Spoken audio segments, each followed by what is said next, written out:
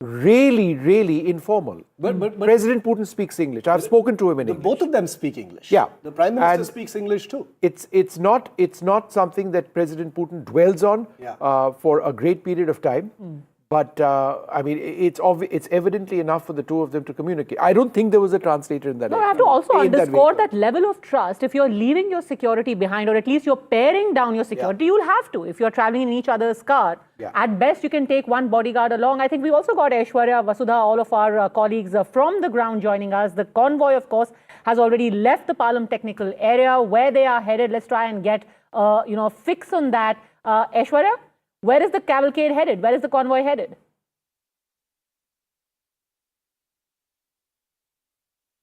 All right, we'll just try and get back to our reporters. You would imagine that there is quite a lot of movement in that entire area. We will try and fix that connection and go back to them. But a very, very... Okay, Vishal Vivek is joining us now from Bharat Mandapam. Any fix yet on where both the leaders go next, Vishal? Well, as you guys have been rightly discussing that it could be either the PM house or, it could be the ITC Moria where Vladimir Putin is expected to be living. But the dinner is supposed to happen, that we've heard from sources, that the big dinner between both the leaders will happen. So all eyes will be on that, whether there are discussions that we have all been talking about, whether it's defense, whether it's AI, whether it's, cooperation when it comes to, exchange of personnel, because Russia has been wanting at least 500,000 skilled workers from the Indian side only. So that is one of the biggest points of discussions that both the sides will have.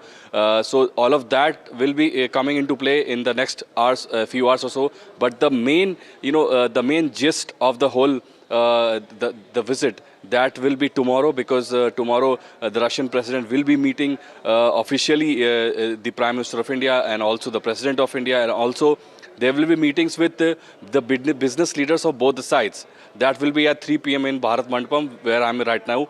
There was a big conference here today as well.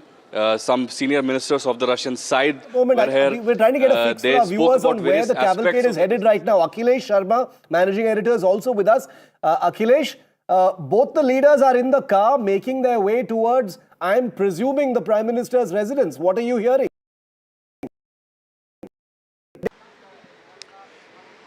Yes, this is what we have also heard, Shiv, that immediately after departure from the airport, they will arrive at 7 Lok Kalyan Marg, which is the official residence of Prime Minister Narendra Modi. And PM Modi has actually arranged a private dinner for President Putin. And though the details of private dinner are not disclosed so far, that those who are invited, but it is believed that those who are close to President Putin, like Deputy Prime Minister is already here, he will be part of the official dinner, which is being hosted by PM Modi at 7 Lok Kalyan Marg. And apart from that, PM Modi has also invited a few senior cabinet colleagues for this meeting. And there will be informal discussion as far as this dinner is concerned, and because this is unusual. First, Prime Minister breaks the protocol to receive President Putin at the airport, and now without being given the guard of honor, which will actually happen tomorrow at the President House, the private dinner is being hosted right now, and they are traveling in the same car. That is also a signal about the bond and the friendship both the leaders share. Sure. Let's also go across to Himanshu, joining us live from Sardar Patel Marg. I believe the security has been set up there. The Prime Minister's route is going to pass through that area. Over to you, Himanshu. Well, I'm standing a few meters from the SP Marg, and on my left side you can see the PM security protocol, and this is the cavalcade. We can see perhaps the first car in the cavalcade, which has just crossed our television screen now. This is SP Marg. This is the route which is just a few meters from ITC Moria, where President Putin will stay. His entire delegation will stay. In fact, you can see one by one the vehicles are crossing this area, and on my right side you can see the barricades have been put in place, and this happens when Prime Minister Modi travels within the city. So all the vehicle has been stopped on this road, and any time now on the screen that you see, the Prime Minister with President Putin will cross this road just in next few minutes. And interestingly, this ITC Moria is just a few meters from where I'm standing now. And this is also the route that Prime Minister takes to go home to 7 Kalyan Marg. So I think we'll have to wait for perhaps a few more minutes. But as you can see, the PM security protocol has been activated on SP Marg. This is exactly the route that Prime Minister Modi had taken when he had gone to Palam technical area to receive President Putin. And this is exactly the route Prime Minister Modi will take to come back with President Putin. Of course, you've been talking about the political significance, the diplomatic symbolism of Prime Minister Modi going to receive Putin. And now you can see the security vehicles are gradually crossing this area. It's a long cavalcade, we have been told, because there are Russian security agencies also along with the SPG and the Delhi police, and that's why there is very tough security. The entire road has been sealed from here till Palam technical area. There are hundreds of paramilitary forces who have been deployed along this route, and we have seen last 2 hours extremely high security. The ITC Moria hotel, in fact, has been sealed from all sides. No outsider is being allowed to go inside except the Russian delegation. And I can see the sirens now on my right side. There is a movement of VIP vehicles along this route, and we are getting this indication that any time the cavalcade will cross this area. You can see another security vehicle has crossed this. This is a long stretch. Now you can see the number of vehicles, and I think we are now watching live the cavalcade of Prime Minister Modi and President Putin crossing the SP Marg here. These are live visuals we are giving. It's a long cavalcade. You can see these are SPG vehicles and also vehicles belonging to Russian security agencies who have escorted Putin to India. And this cavalcade now has passed, and from here the distance to 7 Kalyan Marg, Lok Kalyan Marg, I think is just a couple of kilometers. So next few minutes, both the leaders will be at PM residence, and the private dinner that Prime Minister Modi is hosting. He's going to stop off at the ITC Moria, where Himanshu is reporting from, but he's going to go straight across. Let's go quickly across to Professor Andrew Latham, who's been waiting very patiently, and Daniel Block. Daniel, let me come to you first. How would the United States, specifically President Trump, see this visit? Well, I'd say first, I'm not sure how much Trump himself is paying attention to this visit, given how scatterbrained he can be and erratic. That said, I think not terribly well. And, I don't know if he's aware that this is a visit that happens every year, but certainly it is happening, or not every year, excuse me, that the two leaders meet relatively frequently. But certainly this is something that's happening in the context of deteriorating U.S.-India relations. We know that Trump has been very harsh on India for a variety of reasons. And one of his stated reasons, I don't know how much this is actually motivating him, is that India continues to maintain warm ties with Russia. So I think that this might irritate him, again, to the extent that he's paying attention to it. And I think his reaction to it will ultimately depend in some ways on what, if anything, the two leaders say about the United States coming out of it. Is this an opportunity for Modi to double down on kind of the trade conflict with the United States, or does it lead to some softening, or do they say nothing about the United States at all? My guess is the final is going to be what happens, and perhaps that's the wisest option in some ways, because again, I really don't know how much Trump himself is paying attention to this visit. Sure. Let me just quickly go across to Professor Andrew Latham, Professor of International Relations at Macalester College.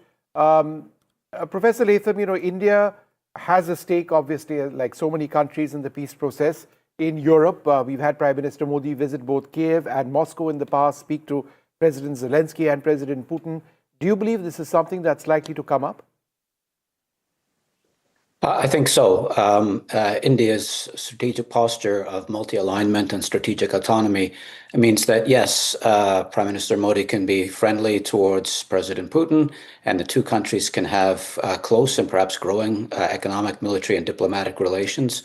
But on the other hand, India also has to strike, not just a pose, but it has to be serious about promoting peace between Russia and Ukraine, and has done so since the beginning of this conflict. And so it's a balancing act of sorts. On the one hand, yes, we are close friends, not allies, but close friends and partners with Russia. On the other hand, we have an interest in advancing and promoting the peace process between Russia and Ukraine. So I cannot imagine that this will not come up over dinner, even in polite company. Tarakartha, this isn't just about playing the balancing act. The Prime Minister of India has gone out of his way in order to receive President Putin at Palam. What do you think America is thinking right now, or Mr. Trump is thinking right now, looking at these pictures, the two of them in the Indian Prime Minister's car, that hug and handshake? Well, he did the same thing. First of all, I think it's important. Right? He went and, he personally went and brought him from the airport. So I don't see why he should complain. He could say, perhaps, flattery, the imitation is the best form of flattery. But, what astonished me actually was that joint article by these three ambassadors. I don't know whether you saw that. Yeah, we did. Who didn't? What did they hope to achieve? You're not going to bother me. You don't bother me. You don't bother Putin at all. So was this some kind of clarion call to Trump saying, we are behind you, we are doing the things that we can. You sit in Delhi and write about that. Supplicants. That's not diplomacy. I don't know what it is. No, it is. In fact, Ambassador Yash Sinha, would you like to come in on this? That message by those three leaders. They're obviously pursuing their agenda, but they're on our soil and they know our sensitivities. Was it a bit insensitive of those leaders to be, writing in the way that they did? Vishnu, the three ambassadors wrote boilerplate stuff, which is reflecting the positions of their respective governments. Yeah. But could they have used more temperate language? Certainly. Could they have avoided writing an article just on the eve of the visit of President Putin? I would think so. And I think today, if I'm not mistaken, or yesterday, there was a response by the Russian ambassador, Denis Alipov. So I think if you need to fight your battles, fight them in your own capitals. Do not export them to a third country. And that also a friendly country to all the three countries whose ambassadors wrote, and of course, a very friendly country to Russia. But what I'm struck by is the playing out of these special or the privileged strategic partnership. It is unprecedented. I know it's for the seventh time that Prime Minister Modi has gone to the airport to receive a foreign leader, but then for them to travel together in the same car to Lok Kalyan Marg is again a gesture that the whole world will be watching. And this is India's strategic autonomy at play, multi-alignment, hedging, whatever you call it. But India cannot be taken lightly. And this is the message that is going out to the world. Lieutenant General Saha, do you think in that sense this is a response? Not to say that the Prime Minister should be troubled by what's written in a newspaper, but in a sense saying, look, you may be trying to pressure India, far from it. We're going to do exactly what we want and we are going to underscore it. Yeah, thanks. You see, I think most important point apart from a whole lot which has been covered really, I think India is seeing great opportunity in the larger reorientation that Russia is up to, from Greater Europe to Greater Eurasia. In that, if you see geographically and otherwise, for multiple reasons, economics and so on, India has got a far greater significant role. And I think that is exactly what the Prime Minister is trying to bring out, apart from all the other issues that we have talked about, Trump, US, so on and so forth. And hence this, added importance of going out, receiving President Putin, and also it helps, in a sense, he is helping Russia to balance China actually. And that balance between China and Russia, again, helps India. So I think he is playing the game exceedingly well, if you ask me, the way the things are unfolding. But you don't think the shadow of that editorial at all hangs over this visit, or anyone's concerned about it? I won't give it so much significance, fine. They have written, and we just heard what the ambassador had to say.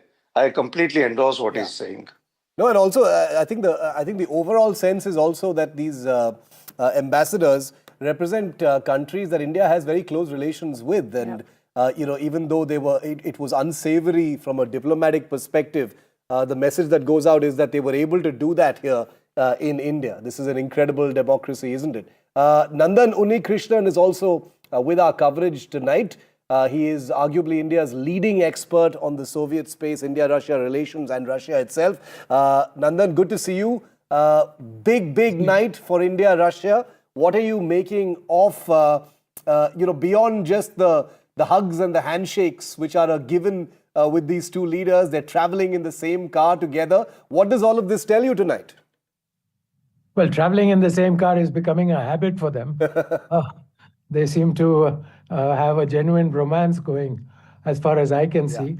But at a more serious level, I think we are at a juncture in geopolitics where India needs to have close consultations with leaders of all the major powers. And Russia is no exception. And given our long history of as Putin said, unique relationship, if you take it from the time of independence, there is much that Russia and India have to discuss, because the geopolitical waters are not undisturbed, as it were. But Mr. Unnikrishnan, let me ask you this quick question. Is it also not true that India is looking for Russian engines for our rockets, one that is more powerful than the Vikas engines, and therefore for putting satellites in geostationary orbit, we may have a more effective engine available? I believe that's something that we may be collaborating on now. Could you share some details? Vishnu, I am not privy to what is being discussed at that level. But yes, India would be interested in acquiring any technologies, any equipment that would advance the programs in space or nuclear energy that we pursue domestically. So undoubtedly, we will be looking for equipment and technologies.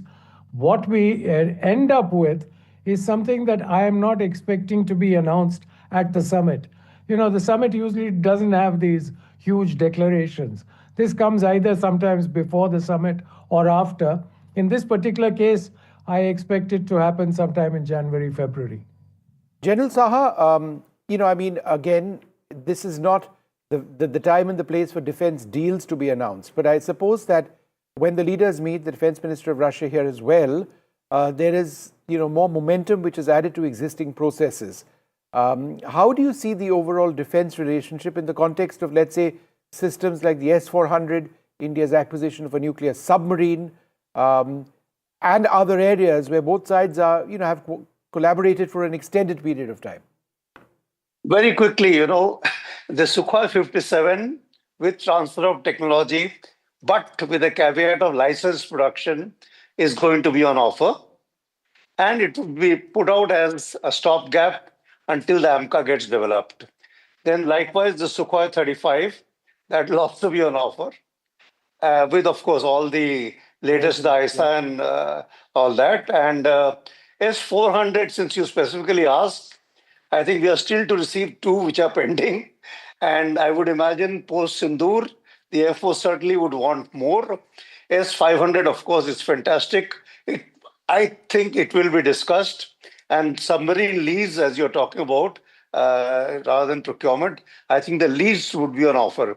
These would be the major ones. But having said that, I think Sukhoi 30, the upgrade package must come. And you see, that is the areas, little bit of this older generation equipment. I think we should insist on the transfer of technology there as well.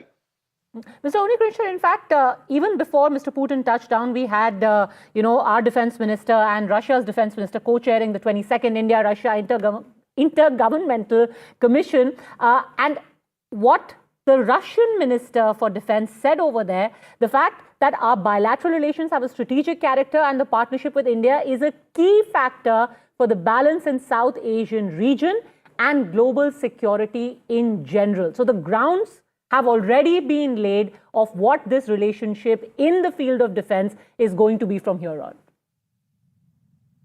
Yes, absolutely. I mean, as far as Russia is concerned, India is a critical partner in not only on the economic front, but even on issues of global security. It's not only the defense relationship in terms of equipment. You can see us exchanging information, cooperating with each other in Afghanistan, for example. There are many other areas in which we exchange information and keep ourselves sort of abreast of the moves of the other nation. So in that sense, I think there is a strong historical relationship which Russian leadership and the Indian leadership want to take forward without sort of irritating the geopolitical situation as it exists today. Yeah, because even what we've seen so far in the first hour, less than an hour since Putin has landed, there's so much messaging, there's so much breakage of protocol, no shortage of subject matter to analyze what the reactions from other countries are going to be like, most of all from Trump. But General Saha, you had something to add to that? Yeah, sure. You see, the thing is, from the point of view of Russia, and talking about this point which Mr. Undi brings out, they see, I think, India as a bridge between Gulf and Indo-Pacific. Whereas the Americans see us from an Indo-Pacific perspective. And I think that's a significant difference, you see. And that is where I say, I think Prime Minister Modi is seeing opportunity for India. You know, where is that cavalcade? I mean, the motorcade would have reached. They should have reached Lok Kalyan Marg by now. They were at SP Marg about 15 minutes ago. So, there are no traffic signals, I assure you. It's not like they're stuck in a jam or something. Nandan and General Sinha, you know, before the cavalcade left from there, we were arguing about whether Prime Minister Modi is going to drop President Putin at the hotel and then go home, or they're going to go straight to 7 Lok Kalyan Marg. It's actually a great example. This is the way to reduce your carbon footprint. You say, you know, let's all travel in like the same vehicle. Next thing you know, they're going to be getting a bus at the summits and everyone traveling together. Yeah, I don't think they've met traffic at Shantipat or Satya Marg or anything. I've always wondered, without traffic, how much time it takes to travel from the airport to, let's say, that Moria. It would probably take just 2 or 3 minutes at the speed at which, you know, these vehicles travel. But I can't tell you how I know this, but it's about 6 minutes. Oh, really? No, that's impressive. Yeah. Ambassador Yash Sinha, you know, we keep talking about weapon system, and that's perhaps visually the most interesting part, you know, of the Indo-Russia equation at one level. But, you know, hard commerce and hard trade, the fact that there is a trade imbalance between the two countries, we sort of import a lot from Russia, we export very little. What can be done to realistically fix that? I think that's going to be a key point on the agenda for the talks tomorrow, because, as you said, the trade is very imbalanced. I think it's the tune of $68 odd billion, of which we export only $4.9 billion. So I think we can export much more. There have been areas that have been identified, agricultural products, fishery, etc. And there are other areas which Russia can sort of gain from in terms of buying from India at a cheaper price. So I think till now, I think Russia has been fixated as far as trade is concerned with the West.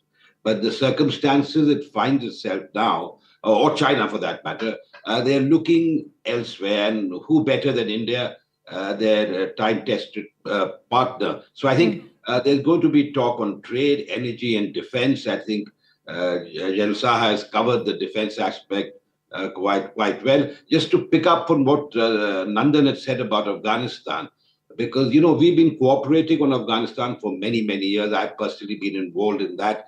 But be that as it may, I think with the Bagram very much in the news now, I'm sure our experts and our foreign officers, etc., would be exchanging notes on how the situation is developing in the region. And I think because we have this special privilege strategic partnership, I think all these issues will come under discussion. Energy, certainly, because energy is another area where we are under pressure, but we haven't bowed to pressure. Yes, in October, our intake of Russian oil was reduced, but don't forget that Rosneft and Lukoil were sanctioned. And in December, we might see a further drop. But India will buy oil from the available sources in terms of price, in terms of availability. And I think that is in our strategic national interest. And I think this is a message that everyone should understand, because I find this completely unaccepted and double standards where countries preach to us that you shouldn't buy, and yet they buy themselves, they buy energy in huge quantities from Russia. So I think all these issues are going to come up for discussion. And I'm hopeful and I'm sanguine that the outcome of this visit will be something that will be of mutual benefit, but will also be a message to the rest of the world. I just want to tell our viewers that Sputnik is quoting the Kremlin to say that Prime Minister Modi's decision to meet the Russian president at the aircraft ramp was unexpected and the Russian side had not been informed in advance. So what did I tell you?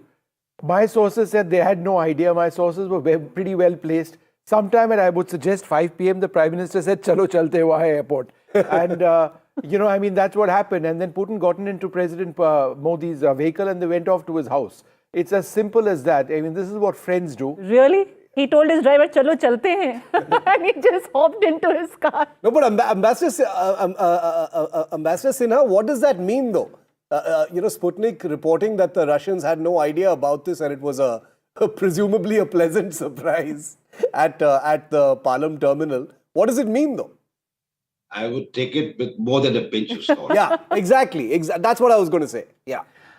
So it's all planned is what you're trying to say. How could they not know? I mean, one of the most protected world leaders. You boffins at the External Affairs Ministry could have told us earlier, but chose not to. I think that's what he's trying. No, I mean, look at those pictures. It's not like, he looks startled or he's like, "Oh my God, what is this person doing here?" It's very apparent that it was planned. However, that is what Sputnik is reporting for the time being. We, of course, are going to talk about what happens in the next few hours, what will be discussed over that dinner, what happens in the next 24 plus hours tomorrow. We have to stop for a very, very quick break at this moment. The biggest story here on NDTV.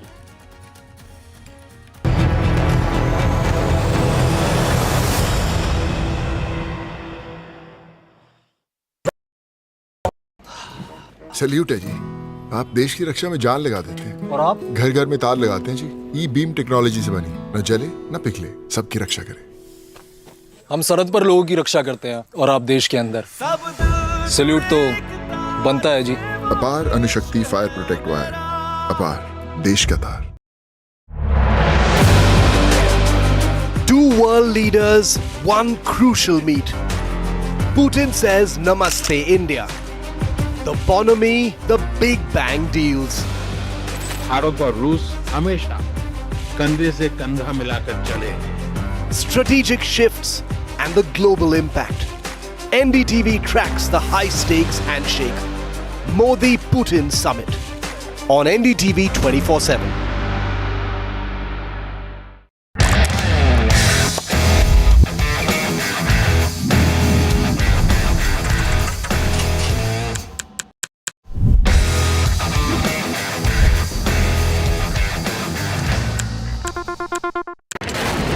Front lines of Kargil, the fury of Operation Sindhu, so many attacks, the chaos and cries of disaster zones, to fighter jet cockpits, and the world's most defining interviews. It's incredible. He has seen history break, live, unfiltered. 20,000 hours of live broadcasting. Welcome to Left, Right and Centre. Hard facts. War-struck country. Hard questions. In the Ukraine. 30 years of trust. In the Kargil area. North Ukraine. In France. In Italy. At Srinagar. Vishnu Shom for NDTV. Vishnu Shom. Only on NDTV. Across the country. He has tracked the pulse of power from Washington to Korea. witnessed history being made in global capitals and conflict zones, brought clarity to complex issues of national security and international affairs. Aditya Raj Call, covering international affairs like no one else, only on NDTV network. The best app to use is the NDTV app.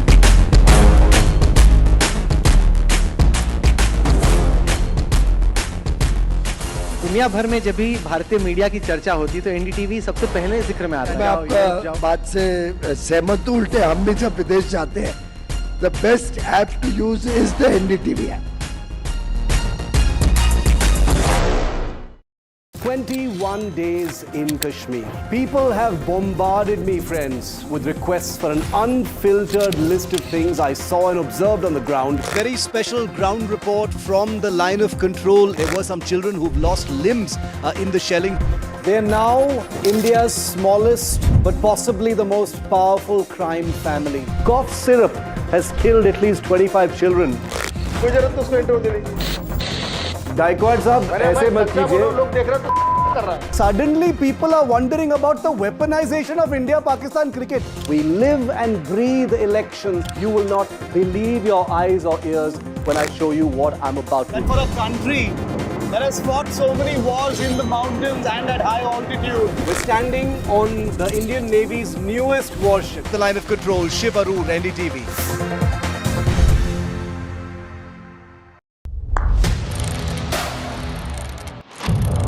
What seems settled for me is unfinished business.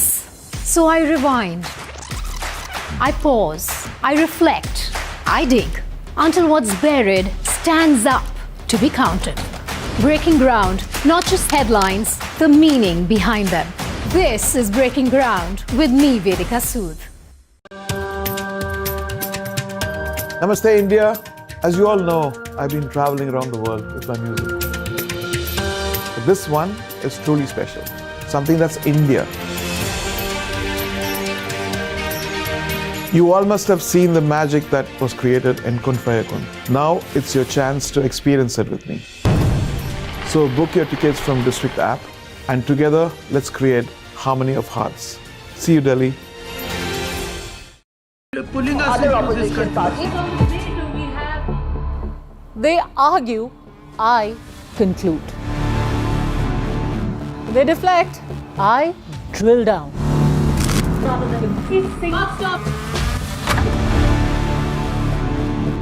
This isn't a free-for-all. It's a reckoning. No filler, no fog. Only the facts and where they lead.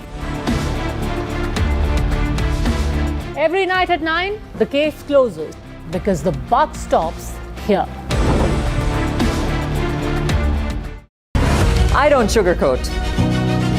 I shoot straight and tell you stories.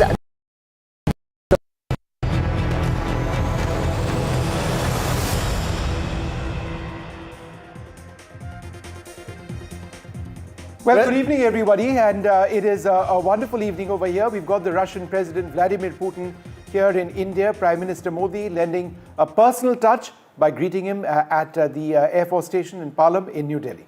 Incredible, the list of protocols that have been broken by Prime Minister Modi as he welcomes his friend, the President of Russia, Vladimir Putin. These pictures from just a few minutes ago as the President arrived in the national capital. It's a cold December night here in Delhi as the two leaders then got into the same vehicle as NDTV first told you they likely would. Not the Prime Minister's traditional vehicle, not the beast that Vladimir Putin travels in, but a separate PMO vehicle designated for the two leaders to sit in the back seat and head towards the Prime Minister's residence at 7 Lok Kalyan Marg, where they are currently, Vishnu, presumably having that private dinner. That's right. Well, joining us now, Ambassador Yash Sinha, General Subroto Saha also with us, and Nandan Unikrishnan. I'd like to thank you all very much for being with us. Ambassador Sinha, to you first. Sputnik has just put out a tweet saying that there was no expectation on the Russian side that Prime Minister Modi would be there. Assuming that that's correct for a moment, is this rare? What does it symbolize?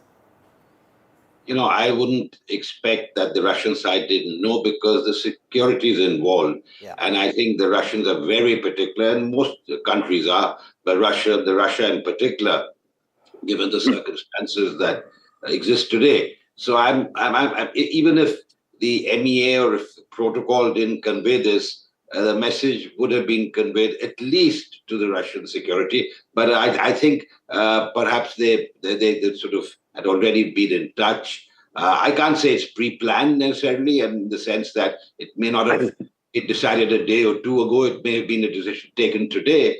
But I feel that the Russian side would have known. But then again, I'm not privy to what exactly happened. Normally, I've handled a few visits, so I know. Normally, these things are always decided in advance to the details, to the minute actually, about how things proceed. No, I completely agree, and especially in the wake of the Ukraine conflict, President Putin's security detail is even more intricate and on tenterhooks, and therefore I would very much agree with Ambassador Sinha on that count, that Sputnik probably pushing it a little too far. But and I want to bring all of the other guests back on our screen, because Nandan Unnikrishnan, let me bring this to you, because the India-Russia relationship has a large degree of continuity and even predictability. We know for a fact that there's going to be a lot of business. There will, of course, be a lot of defense. Let's put Nandan on our screen quickly, please. Energy, nuclear, all of these things are you're presumably going to be on the table when those talks happen tomorrow, and probably part of the joint statement as well from Hyderabad House. But it's the little things. It is the gestures. It is the bromance, as you rightly called it. It is the breakage of protocol. That is where perhaps the story in some ways will also unfold. Do you agree with that? And what do you think the two leaders will be talking about over dinner as we speak? I think you're on mute, sir. Can you unmute yourself? Oh, I'm so sorry. I think they have a rich sort of panoply of topics to discuss.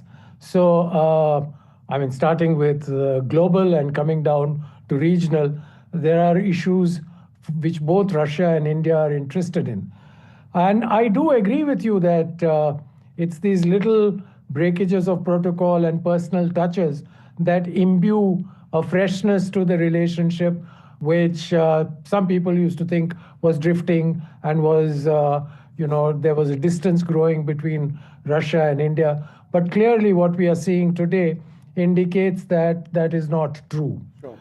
But I think what the two will focus on... I'll just go across quickly to General Dhillon, who also joins us. General Dhillon, I was seeing an old interview that I had done with President Putin way back in 2002, and it just seemed that nothing has changed. He was I was asking him a question on Pakistan as a state sponsor of terrorism. Pakistan remains a state sponsor of terrorism. But I suppose the question I'm asking you is this: how has Russia been consistent for India in our fight against terrorism, not just now, but for decades, which is why that remains one of the bedrocks of the bilateral relationship? Good evening, Shiv. Good evening, Vishnu, and good evening to Ambassador Sinha and the fellow panelists and all your viewers. Yes, not only on terrorism, Russia has been a trusted ally, very dear friend since ages, since the times of Soviet Union, ever since our independence. Russia has always stood by us. In the international diplomacy, Ambassador Sinha knows it better. International diplomacy, no one can be trusted. There are no permanent friends, there are no permanent enemies, there are only permanent interests. But with Russia, there's a very special bond. As a citizen, we can feel it. I'm very sure the diplomatic community feels it much more. But as a citizen, I can say, जैसे हिंदी में बोलते हैं ना, ये बंदा भरोसे वाला है. You can count on him. That is the type of feeling you get when you talk about Russia. Unfortunately, that feeling doesn't come when you talk about any other country. And India and Russia, not only on terrorism, we have been great friends in the 1971 war. Everyone is aware when US 6th Fleet came, how Russia intervened. And after independence, our defense forces, what we are today, the strength, the mighty military which we are today, is all because Soviet Union supplied us all the weaponry, all the equipment. And it was not in dollar terms, it was on barter system. And that is how Russia built us militarily. The defense ties go back to 75 years. And Russia has always been a very trusted ally, may it be in terms of joint ventures, may it be BrahMos, may it be Sukhois, or may it be aircraft, anti-aircraft weaponry or aircrafts, and even the maintenance of the legacy equipment. Very important, because India, we cannot afford to have 100% state-of-the-art equipment in our inventory. No, General Dillon makes a very important point that, you know, ye bharose wala aadmi hai at a time when there's not a lot of bharosa going around, geopolitically speaking. I think that's an important point that you make. But, you know, the two leaders, like Nandan was saying, there's no shortage of topics for the two leaders to you know, talk about, even at this quiet private dinner that the Prime Minister is hosting with the Russian leader right now at 7 Lok Kalyan Marg. Vishnu, I'm wondering whether they're going to talk about Trump. Well, I'm wondering whether Trump would speak about them. But let's bring in Shishir Priyadarshi, President of the Chintan Research Foundation. Mr. Priyadarshi, I think one of the things that they will be speaking about is Ukraine. And I think that's important. From India, we want the war to end, obviously, but we also want a resumption, for example, of the oil trade. I mean, it's going to come down now because there are more American sanctions. The moment the war goes away, presumably American sanctions on us will also end. So there are economic interests tied up to this entire business. So do you believe that that's going to be discussed very closely? Good evening, Vishnu, and good evening to others too. Before I answer that, let me just give a second on this spontaneity, lovely discussions you've been having. You know, when one was exposed to diplomacy first, you learned that spontaneity is a well-rehearsed art. And you know, you probably rehearse it well before expressing it. But on that, you know, just two quick points. One is, even if it was communicated, and I'm certain it was communicated to President Putin's entourage a few hours before, it has a much greater impact than something that you've done, you know, 3 or 4 days ago as part of the plan. The other thing I think is very important, and this must have been very well thought out, that he will be there and it will be projected by media as something done very spontaneously. It sends a big signal. Yeah. This is something that will be picked up globally. It'll be picked up, you know, whether it's President Trump pretending not to be, you know, looking at this visit, but this is something which will go down, that, you know, he went there. But coming to Ukraine, Vishnu, I think India has a huge interest in the matter being settled. And I think it is also true that the sanctions, which both indirectly and directly we are facing or are likely to face, will ease if there is a decision. But India also, my feeling is, doesn't want a decision which comes about, which in a way sidelines, you know, India, or which, you know, gets Russia to, as part of the deal, not to continue with the kind of relationship we have. Yeah. But more importantly, I think, you know, what also, you know, President Modi is a world figure, and he wants to really kind of build on that. And if he can play even a small part in getting this, you know, kind of deal done as a consequence or partially in consequence of this visit, I think it'll go a long way. We've got the latest pictures coming in from Lok Kalyan Marg of Prime Minister Modi and President Putin. So obviously, as we reported, they've gone straight to the Prime Minister's estate in central Delhi. And these are pictures first on NDTV, as always, of the two leaders walking through that archway adorned with the Russian and Indian flags and making their way towards the site where they are currently having their private dinner. These are pictures, as you can imagine, from a few minutes ago.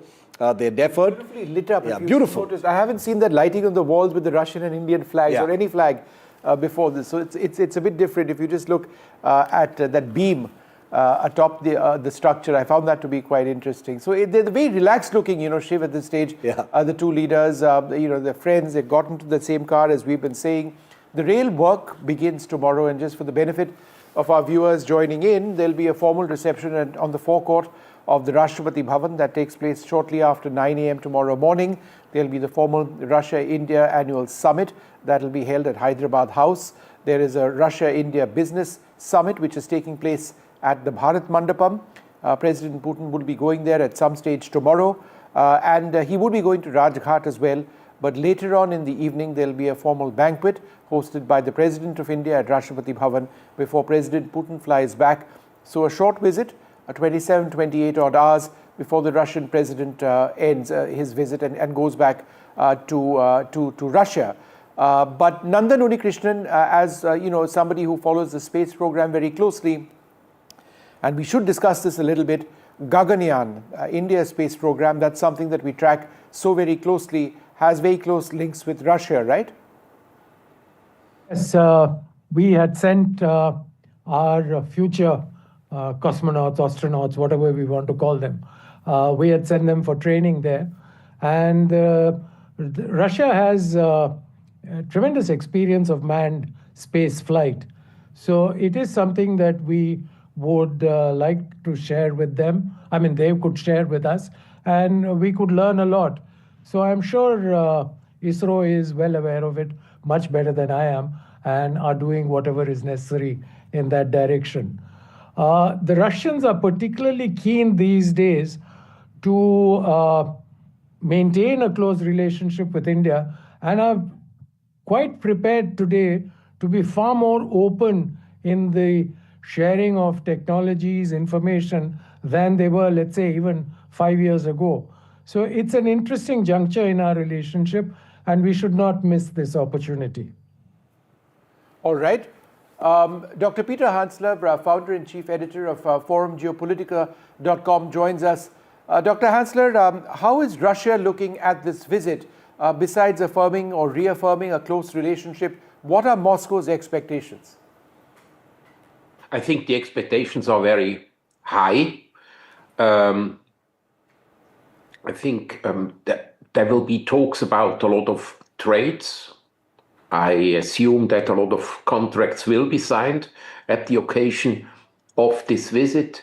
And it's also an appreciation. I think the Russians show a lot of appreciations towards India, because India stood strong with Russia. Dr. Hansler, just give me 1 second. I'll come back to you. The image that you see on the screen is of President Putin, Prime Minister Modi in Prime Minister Modi's vehicle, a Toyota Fortuner, which President Putin hopped onto on his way back to the Prime Minister's residence. So again, the bonhomie of the two leaders.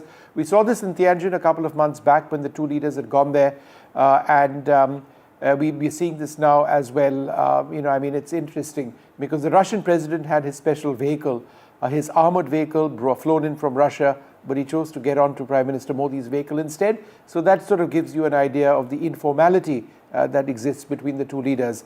Dr. Hansler, go ahead with the point you were mentioning. Yes, I think Russia does appreciate the level of loyalty which India showed towards Russia, because from the very beginning, that means since March 2022, the Western countries, whether it was the United States or the European Union, everybody was putting a lot of pressure on India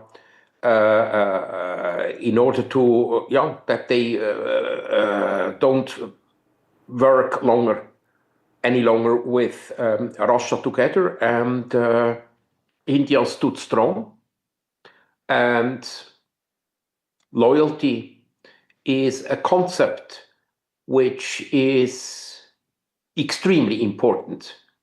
Dr. Hansler, just give us half a second. We're going to quickly move on now to another important part of this relationship, a look at the defense relationship between the two sides.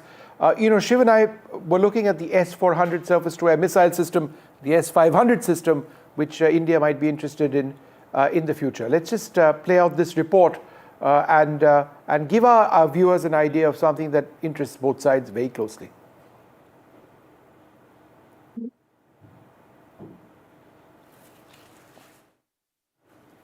So let's stay with these pictures. Let's stay with these pictures because I want to put that picture of the two leaders in their car on our screen again for a moment, because it's the second time that President Putin and Modi have ridden in the same car together.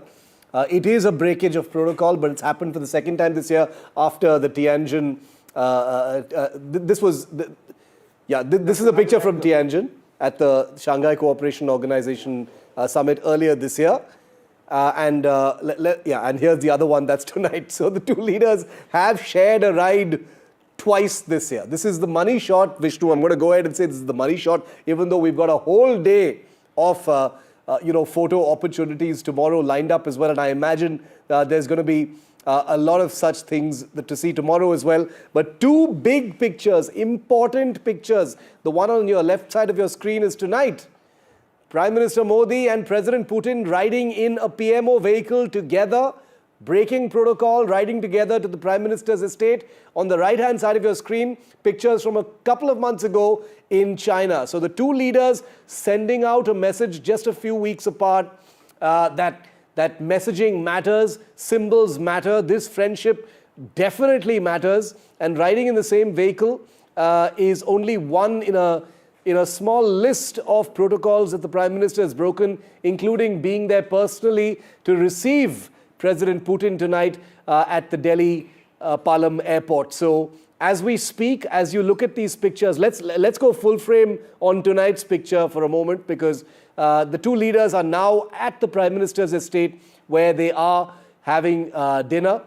This is the picture that I wager you're going to see on the front pages of most newspapers tomorrow, in addition to those magnificent pictures that are coming in from the Lok Kalyan Marg estate, which is where the Prime Minister resides in the national capital. It's a cold winter night, and the two leaders are now in there having dinner. Let's show our viewers those pictures from 7 Lok Kalyan Marg, Vishnu, where the two leaders, I imagine a very small group will be with them as they have that conversation. It's a private dinner, very quick one that's being hosted by the Prime Minister before tomorrow kicks in. Remember, President Putin is staying at Delhi's ITC Maurya Hotel. The entire hotel, of course, has been taken over. It's a high security zone already. Tomorrow, the day begins at 11 a.m. There are protocol items on the agenda early in the morning from about 9:40, which is when the ceremonial guard of honor at the Rashtrapati Bhavan takes place. Yep. And then you've got President Putin and Prime Minister who will begin the India-Russia summit. You know, Shiv, I got a message from a very senior Indian diplomat, somebody who served very, very closely in Russia in the past as well. And he says that, and it's interesting, it would have been extraordinary and newsworthy if Putin had not been received at the airport by the Prime Minister, as has been the norm for all Russian presidents and CPSU general secretaries, without exception, as with all US presidents. So perhaps this was something that President Putin would have expected, and but I do believe it is interesting that they hopped onto the same vehicle and drove down to Prime Minister Modi's house in the manner that they did. But this does reflect the importance that India attaches with the relationship with Russia. There's a great deal of that's going to be looked at over the next few days. Now, over the next 24 hours. So what exactly are we looking at? We're looking at an enhancement of the trade relationship between the two sides. Agriculture is one area that India would be looking at, and Russia, pharma as well. Energy, in terms of potential future Russian continued collaboration in the nuclear field. Defense, though don't expect any defense deals to be signed. This is a bilateral relationship where there is a distinct trade imbalance. India imports a lot more of Russian products that primarily by Russian oil supplies than the other way around. And both sides are interested in righting that, which is why tomorrow at the Bharat Mandapam, in the heart of New Delhi, we expect leaders of both sides along with business leaders, and there is a massive Russian delegation, I believe 400 strong, Shiv, who are over here and who will be talking business as well, and looking to engage Indian industry. Russia at this stage is a war economy. A lot of their economy is progressing, but it is being driven into fueling that war against Ukraine at this juncture. What the world expects, and India certainly does, is that the war must end. That enables India to restart oil imports from Russia, and it enables trade between both sides to actually get to that level that both India and Russia seek. Ambassador Ajay Malhotra, former Indian envoy to Russia, is also joining our rolling coverage tonight. A very big night. Ambassador, welcome. Your word on how the Prime Minister received the Russian president. It's a big day tomorrow. We've discussed in a fair amount of detail what's on the table. But this very special relationship, especially amidst all this geopolitical churn, we know who's watching, but the small gestures, what do they mean? Your take, sir.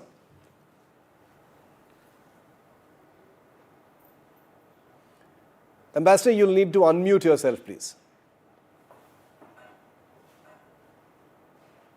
Go ahead, sir. Apologies. Yeah, well, this was to be expected. They are friends of long standing. The first time they met was in 2001 when the then Chief Minister of Gujarat, Mr. Narendra Modi, had gone to Moscow, and when they had signed the agreement on sister city relations between Astrakhan and Ahmedabad. And from that occasion on, even as Chief Minister, he met him 3 times, again in 2006, 2009, and then repeatedly thereafter, when he became Prime Minister from 2014. So this is a friendship that has deep roots, not only for India, but also for the two top interlocutors. They get on very well, which is clear to anyone who is looking at the visuals. And yeah, being at the airport was absolutely expected. Sputnik might be telling you anything. I heard the previous portion where they might be saying that protocol, etc. But these things are never outside protocol. They always take place as per requirements. And if you look, even when Putin went to Anchorage in Alaska, President Trump was there to receive him on the red carpet at the airport. So it would have been very strange if our Prime Minister were not there. Yeah. But the lovely thing is that he got into the car. This would have also been agreed in advance, and proceeded in our Prime Minister's car back to his home for the private dinner that they would be having together. Where, if you ask me, I think most of the actual kind of broad understandings and policy kind of guidance that needs to be agreed upon would probably be reached. So that's where we are. It's an important movement. What's happening now is, for our country, is hugely important. Yeah. I only see positivities in it, but we would know more as they come out and brief us later on at some stage tomorrow. Yeah. General Dhillon, America has concerns about India's continued import of Russian weaponry. That's not going away. I mean, we've just invested massively in the most basic things. AK-203 rifles, that's a Russian design, made in India for sure. But that Indo-Russian defense collaboration, that's primary to our military policy. And that's not going away, right? Absolutely, Vishnu, and that's not going away. It has reasons. It has reasons. No defense system, like I said earlier, we can just throw it away and bring in the new weapon systems. Now, Operation Sindoor. Operation Sindoor proved it beyond doubt that air defense is the new sword arm of the defense forces. Now, in Indian air defense, which comprises of all 3 services, the Army, Navy, and Air Force, like I said earlier, they're legacy weapon systems, they're newer weapon systems, and the state-of-art, like S-400. Now, all these have to be clubbed together. They have to be integrated together. And that is how the Suraksha Sudarshan Chakra comes into being. So older weapon systems, if they are of Russian origin or Soviet origin, and you bring in a Western bloc weapon systems now, how will they talk to each other? How will they integrate each other? In air defense, there is a designation. You pick up which weapon, which projectile is coming towards you, then you designate it to the target, and then the target engages it. Now, all these 3 things, that is the radar, the communication systems, and the weapon, they have to be integrated. Like that is what is the Agni Tir, which proved successful in Operation Sindoor. So we have to continue to deal with Russia, at least in air defense and in the aircrafts. Like, just to giving an example for the benefit of our viewers, we have BrahMos, which proved so successful during Operation Sindoor. Now, BrahMos in the air transported model can only be carried by Su-30. It cannot be. Now, we cannot bring in a new aircraft and then try and do jugaad to fit in our existing weapons, the missiles like BrahMos. So it stands to logic, it stands to military logic, it stands to economic logic to continue with the block of the weapon systems, which we are already dependent on and which is the main inventory. Notwithstanding that, there are certain weapons and communication systems and the intelligence systems which other bloc has. And as standalone, they can be brought in. Whereas Russia, for one, is a country which will, deal with us for co-production, maybe of S-500. Like joint venture, BrahMos is already there. Square is already big manufacturer here. We are talking of S-500 also. Yes. So it makes sense, and also to give impetus to Make in India or Atmanirbhar Bharat. That we have joint ventures and co-production with Russian, like you talked about AK series. Now they are being jointly produced. So with dealing with Russia on defense matters makes a lot of military sense. Sure. And we should continue to do that. And I'm not even talking about the lease of nuclear submarines and aircraft carriers and all which we have of Russian origin. So there is a lot we have in common. And more than anything else, the trust which we have the Russians is beyond. That's very crucial, and we saw that during Operation Sindoor as well, General Dillon. And you've written a book on it, so you know what you're talking about when it comes to what India did and that relationship and how it played out. I'm glad Ambassador Malhotra clarified for us and brought us that perspective that there is no breakage of protocol. These things are all well within protocol, but here it is. Here's how the protocol's been bent, if I may use that phrase then, of the Prime Minister being there, welcoming Putin and then riding with him in that car. And I agree with the perspective that it would be surprising if the Prime Minister wasn't there. That's something that Vishnu and I have been saying from the start as well. Given everything that we've seen for the last 12 months, it would be unthinkable for the Prime Minister not to be there for his friend Vladimir Putin. Vishnu. No, absolutely. Shishir Pridarshi, let me just come back to you. For you, what would the big takeaways of this visit be? Because, to expect a massive change economically would take time. There is nothing wrong with the strategic relationship. It's a very privileged strategic partnership. For you, what can realistically be achieved? Vishnu, two things.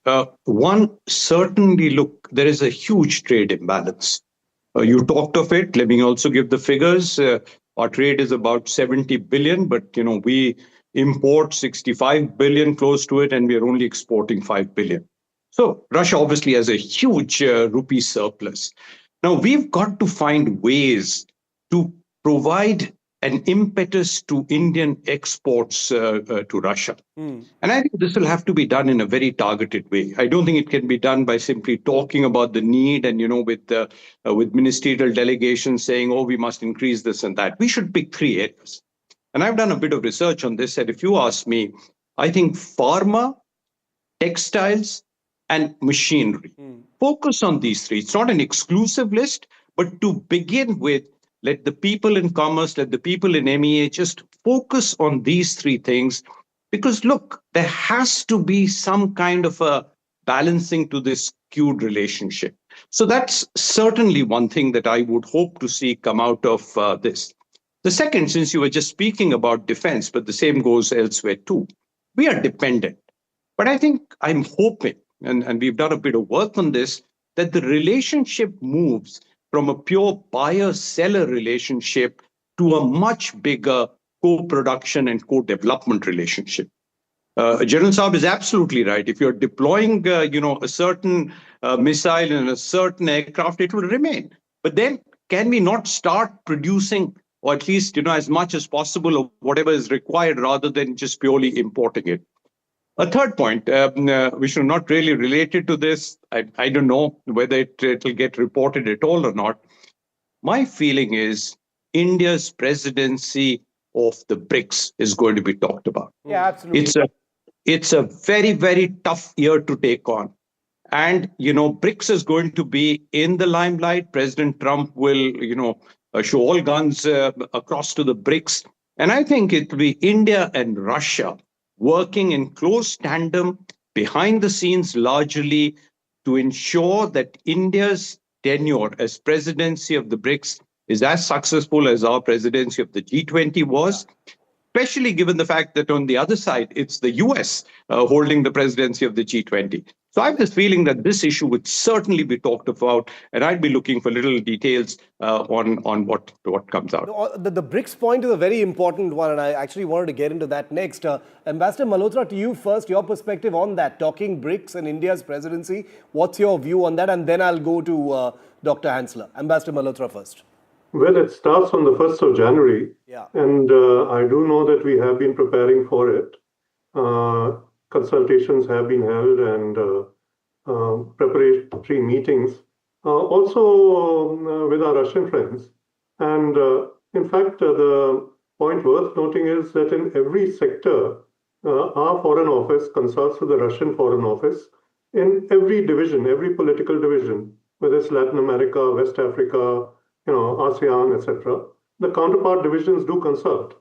And so similarly, with BRICS Plus, as it is now known, we need to see that we act in a way that very successfully moves it forward. India is definitely up to speed on that, and we have the capabilities. So I don't see any problem in that happening.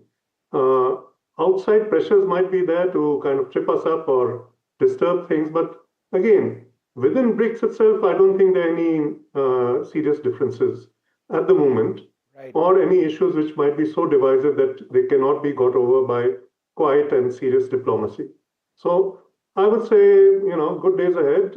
India would have another cap in its feather as we move ahead on BRICS Plus. Dr. Peter Hansler, would you like to share a little bit more on your thoughts on BRICS? The fact that this represents at one level a huge challenge to what the United States and Donald Trump believes in. I mean, there's been very strong criticism of that. And yet all the leaders of the BRICS nations appear fairly committed, to sort of BRICS being a primary international forum. Is the question to me? Yes. Oh, I'm sorry. Because I do not, I didn't receive the sound very well from the Mr. Ambassador. But I do believe that for Russia, it's not only a bilateral issue with India, notwithstanding the fact that the relations are deep, very deep and friendly, as I mentioned before. And people, especially from the West, do not understand the term loyalty, the importance of loyalty in the Russian soul, not only in the geopolitical matter. That means it is extremely important, and among the BRICS members, the two largest, with regard to population nations, is China and India, and Russia. I think this is basically a triumvirate of the leaders. And next year we will have India with the presidency, and it will bring, in my opinion, these organizations a big step ahead. No, absolutely. And, as far as the India-Russia relationship is concerned, we've gone over many of the different elements that are front and center. Defense is oftentimes talked about a lot because it's the most visible, it's high value, it's something that's constantly on the table. Operation Sindoor just happened, as General Dillon just reminded us. But the S-400 is a system that everyone's talking about. It is one of India's largest, if not the biggest deal that India signed with Russia in 2018. There are reports now, and Vishnu knows this, that India plans to repeat its order for another 5 regiments of the S-400 system. So just a moment ago, Vishnu and I kind of talked about this. Let's just play that out. This is an incredibly intricate relationship, but this is something that Vishnu and I have been looking at all year long. The S-400 is a missile system that's already in service with India, Vishnu, but the S-500 is something that Putin is pushing towards India. Tell us a little bit about both these systems and why they're so important. So I'm going to walk across to the S-400 that you've got on your side, and just for the benefit of our viewers, this is a system that's done incredibly well during Op Sindoor, it was our first line of defense during Op Sindoor. it was the system which intercepted incoming Pakistani cruise missiles, some of which were incredibly fast. This is the system, Shiv, which knocked out that Pakistani AWACS aircraft at a range of 314 kilometers, which is a world record. Yeah. So in as much as the S-400 is able to do this extremely well, what you've got or what we've got actually on this side is the S-500, which is still in development, but it is a system which can intercept incoming intercontinental ballistic missiles. They look very similar. It's the missiles and the engagement radars and the long-range radars which are different. An intercontinental ballistic missile comes in at Mach 14 plus, 14 times the speed of sound. This system, the S-500, is able to launch its missiles to intercept incoming ICBMs in space. No, so, that's what it's all the S-400 about. that Vishnu was just talking about, remember, it was ordered by India in 2018 as part of the biggest deal, Vishnu, that India and Russia have signed so far, $5.5 billion.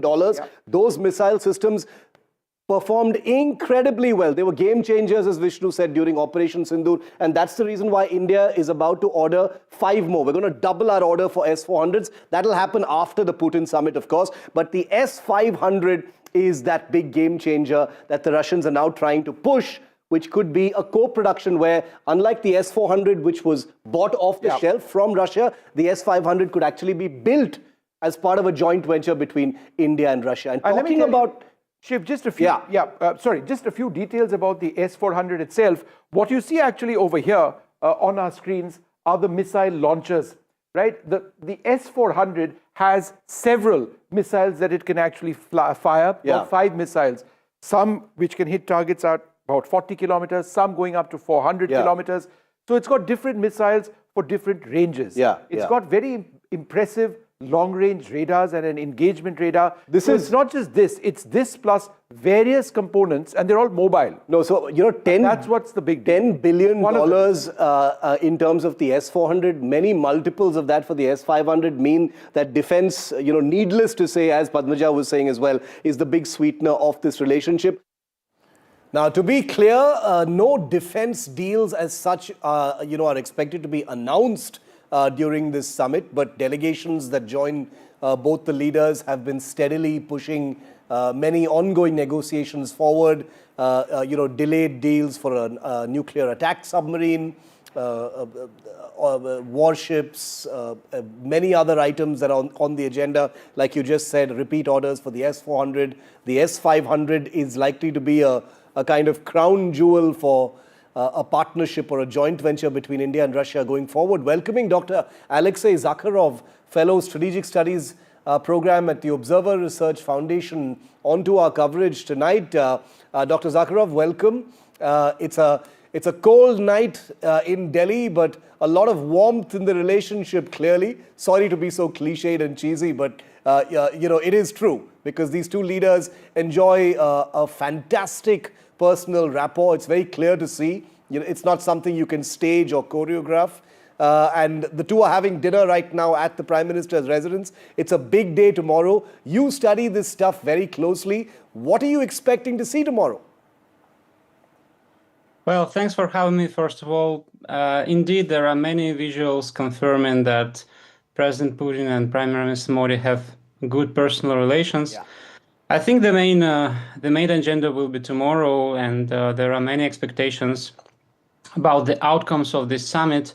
I think that mainly, at least for me, I'm looking at the developments in trade and economic sphere. I think it will be a major focus of this summit, and it's also manifested in the fact that both leaders will attend the Russia-India Business Forum, which is a very large event. It attracted a lot of business people and companies from both countries. And I think that it's like the major focus of this particular summit. Of course, deals in energy, and you've discussed a lot the defense sphere. I think these are important. We have seen the meeting between the two defense ministers today.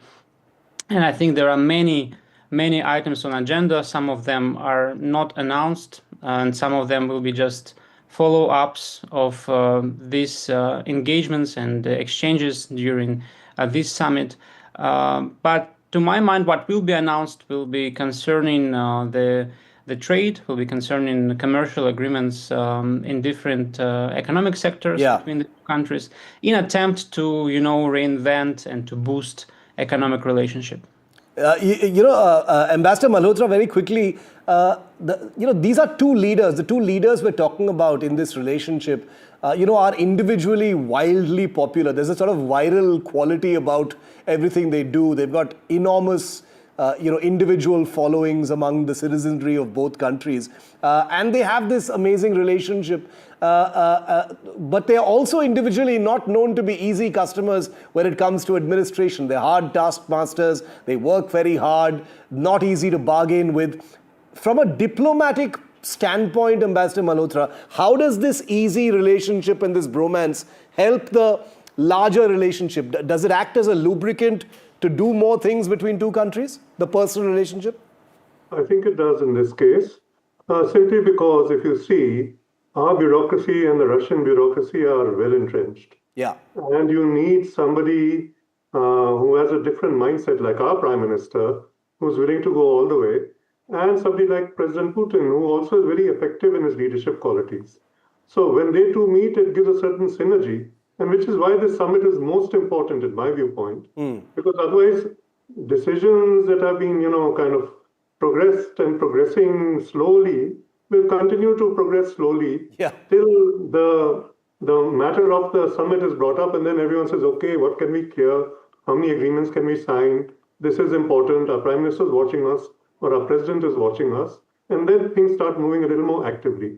If you see even the meetings that take place, the defense ministers meeting the night before, and it all kind of comes up to a crescendo.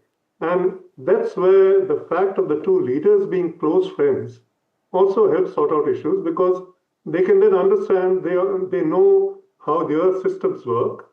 And through their interaction, that's why the dinner tonight, the private dinner is the most important. They would be able to take decisions which will move things along. Otherwise, it all gets stuck in paperwork, in bureaucracy, and, like many other countries, the Indians and Russians are pretty good at all of that. Yeah. No, absolutely. And this is something that we're all very curious about. The diplomats and the scholars have had a ringside view of some of these conversations. But, us TV walas like to focus on some of these softer aspects because, in many ways, the story is there. The relationship is a very steady one. It's got a lot of continuity. But it's in these small little dinners and private conversations and riding in a car together that things sort of indicate what the future might bring. Shishir, do you want to add to that? We know that tomorrow's delegation level talks and the summit level talks have a very structured kind of agenda. What would be your guess, Shishir, that the two leaders will be discussing over this private dinner, for instance? Look, you've used the right word, yes. But if you give me a long leash, or I'm taking a long leash, my feeling is China will figure in this conversation. We haven't talked about it much. We don't seem to. It's always, US and this. My feeling is China will figure in this. Look, Russia has an amazing relationship with China.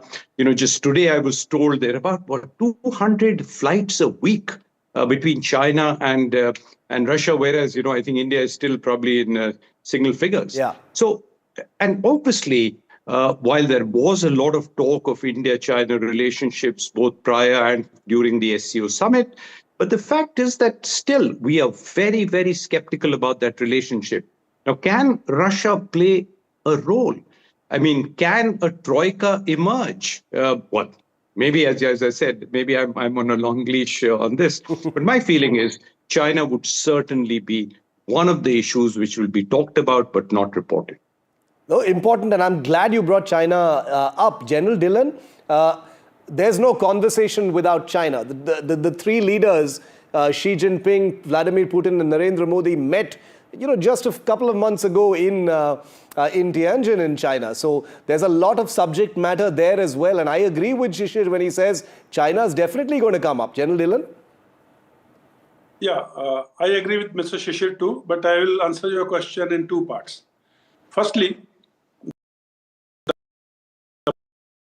India bonhomie has to happen, or they have to come together. Now is the time. time, three leaders in all three countries, very strong on their home constituency, and very, very strong and visibly tough leaders who can take decisions in the interest of their respective nations. So that's why I say if Russia, China, India, bonhomie or future collaboration has to happen, it has to happen now. Yeah. Now coming to the second aspect. China is never in a hurry to mend relationships. China always believes that future generations will be more intelligent and more informed. So they will always bend the issues if it is not in their absolute interest to do it now. Now to bring it in India, China's absolute interest to deal with India on a level ground is what is most important. Yeah. Unlike other neighbors of China, with whom China has mended their border areas, fences, and all the claims and counterclaims, India is a different country. We are equally powerful in economy or in military and other things. We are 1/6 of the world, they are 1/6 of the world. None of us would like to negotiate with the face having been lost. Yeah. So that is most important. We must respect each other's sovereignty, we must respect each other's strength, and then negotiate. And again, I will say as a positive person, now is the time for these three countries to come together because of the respective leadership being very strong in their respective home constituency.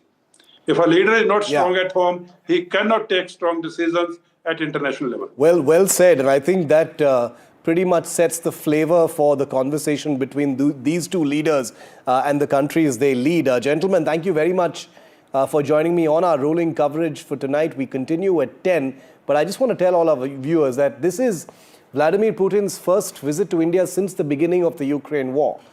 It's a key bilateral that has been set between the two leaders that takes place tomorrow. The day kicks off early in the morning. Here's a look at the man who shaped his own destiny.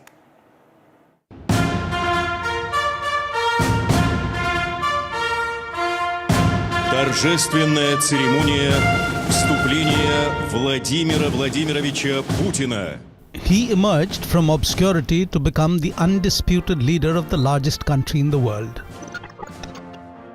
From humble beginnings to having his writ hold sway in domed city Moscow, capital of modern-day Russia. Vladimir Vladimirovich Putin never missed an opportunity to mold destiny to his advantage.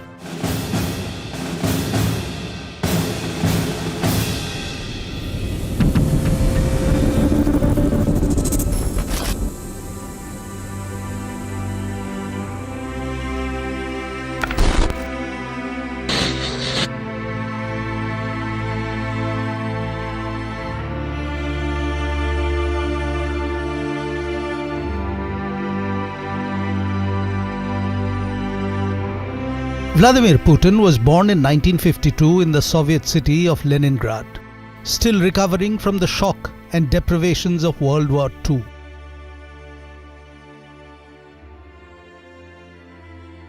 Most of the population had died, 1 million of them starved to death.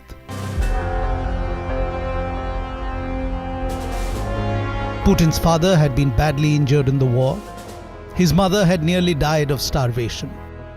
Living in a rat-infested apartment with 2 other families, Putin's family had no hot water, a broken-down toilet, and little or no heat.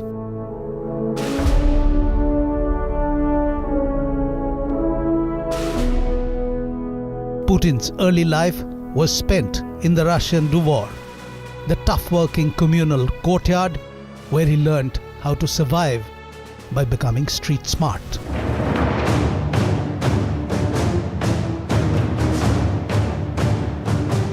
Early in life, he was attracted to Sambo, a martial art developed by the Soviet Red Army that combined judo with wrestling.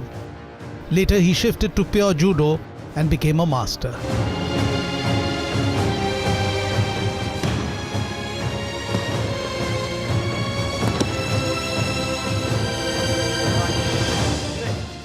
On his 60th birthday, he was awarded the 8th Dan Black Belt, the highest rank in the sport, becoming the first Russian to have the honor.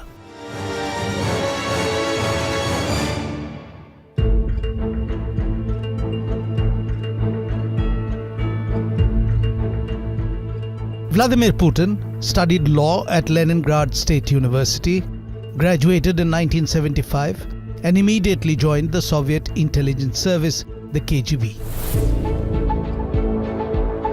He served as a foreign intelligence officer for 15 years before Lieutenant Colonel Putin retired from active KGB service in 1990. He returned to Russia to become Pro-Rector of Leningrad State University with responsibility for the institution's external relations. In June 1991, Putin became a deputy mayor of St. Petersburg and was put in charge of the city's Committee for External Relations. He officially resigned from the KGB in August. And then onwards, his growth in the world of politics gained true momentum.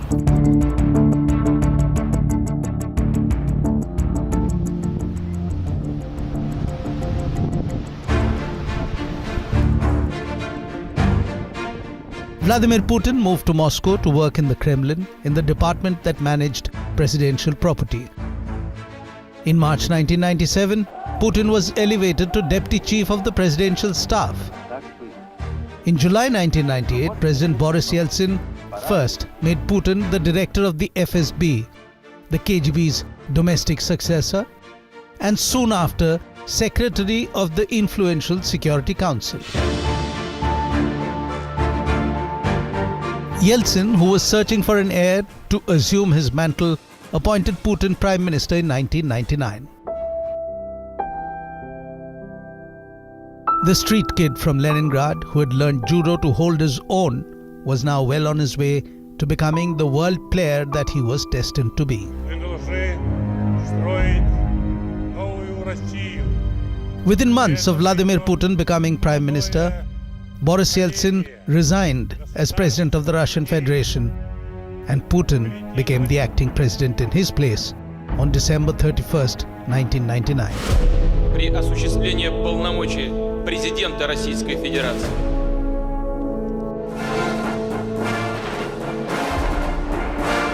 Putin served 2 terms as Russia's president before stepping down to assume the position of Prime Minister.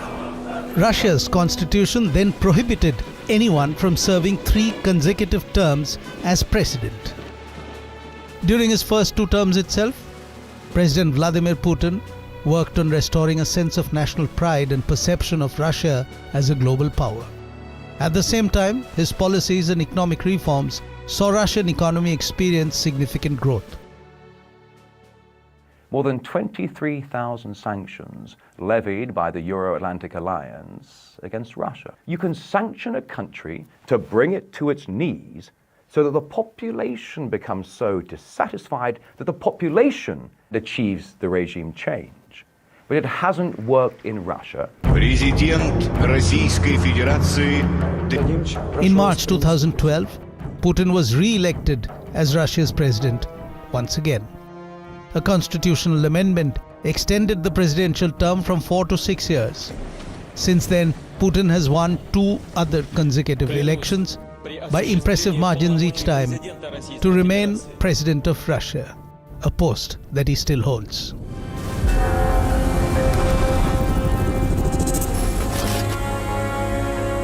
Strong and decisive, Putin has endeared himself to his supporters within Russia and across the global south as someone ever willing to challenge the hegemony of Western influence and globalism. Vladimir Putin, the boy from an impoverished background, has by his own efforts today become the ultimate symbol of Russian national sovereignty.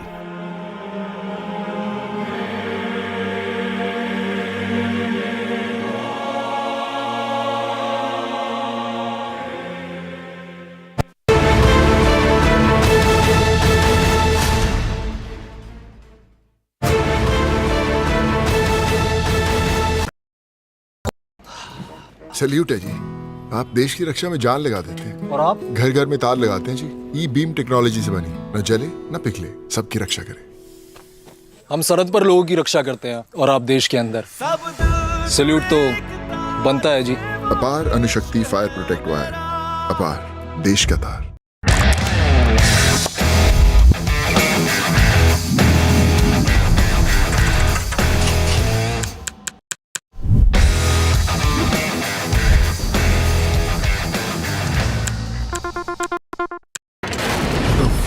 lines of Kargil.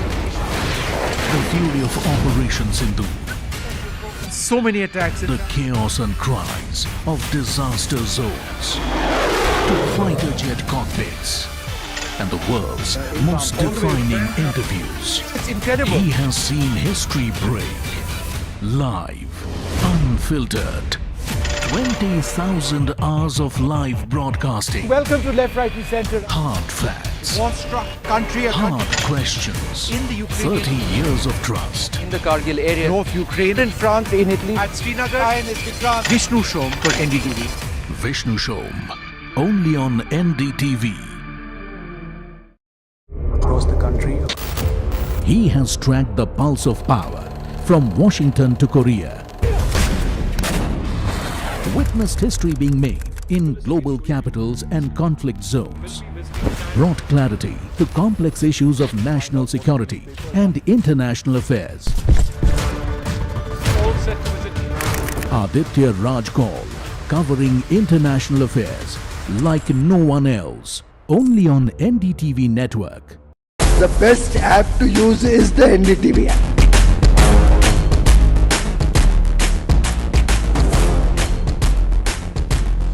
दुनिया भर में जब भी भारतीय media की चर्चा होती तो एनडीटीवी सबसे पहले जिक्र में आता है। मैं आपका बात से सहमत हूं, उल्टे हम भी जब विदेश जाते हैं, the best app to use is the NDTV app.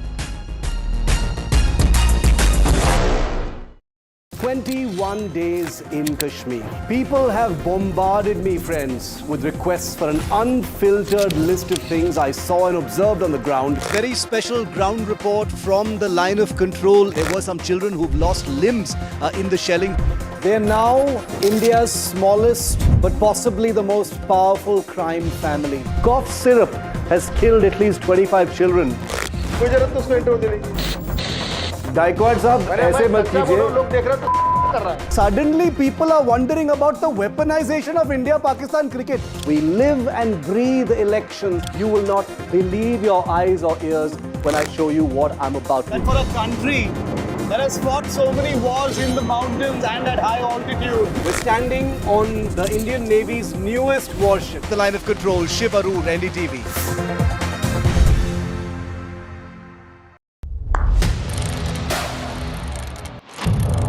What seems settled for me is unfinished business.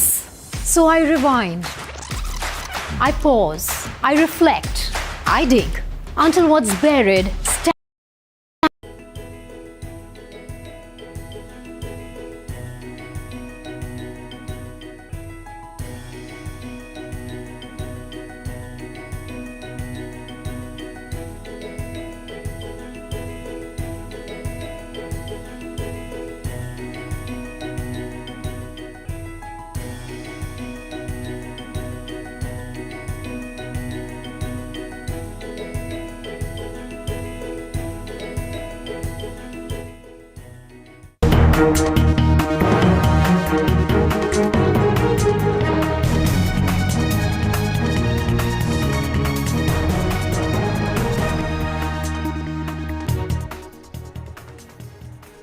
Good evening and welcome. Thanks very much for tuning in to NDTV. I'm Padmaja Joshi, and on every story that matters, the buck stops here. And our top focus today, even as the entire world is talking about that big Trump-Modi meeting that is to happen tomorrow, a shocking story is unfolding right here in our country, under our noses, in Tamil Nadu.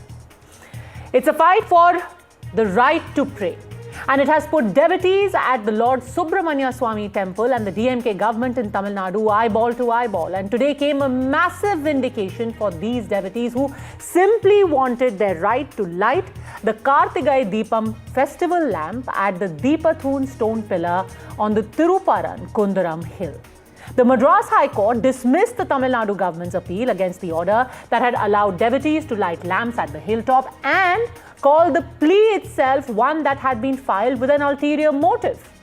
But the question is, what is that ulterior motive? Why would someone be stopped purely from lighting lamps at their temple? For that, you need to understand the background and the politics of this controversy. This Tiruparan Kundaram Hill has been a site contested by the Hindu devotees and the adjoining Muslim dargah.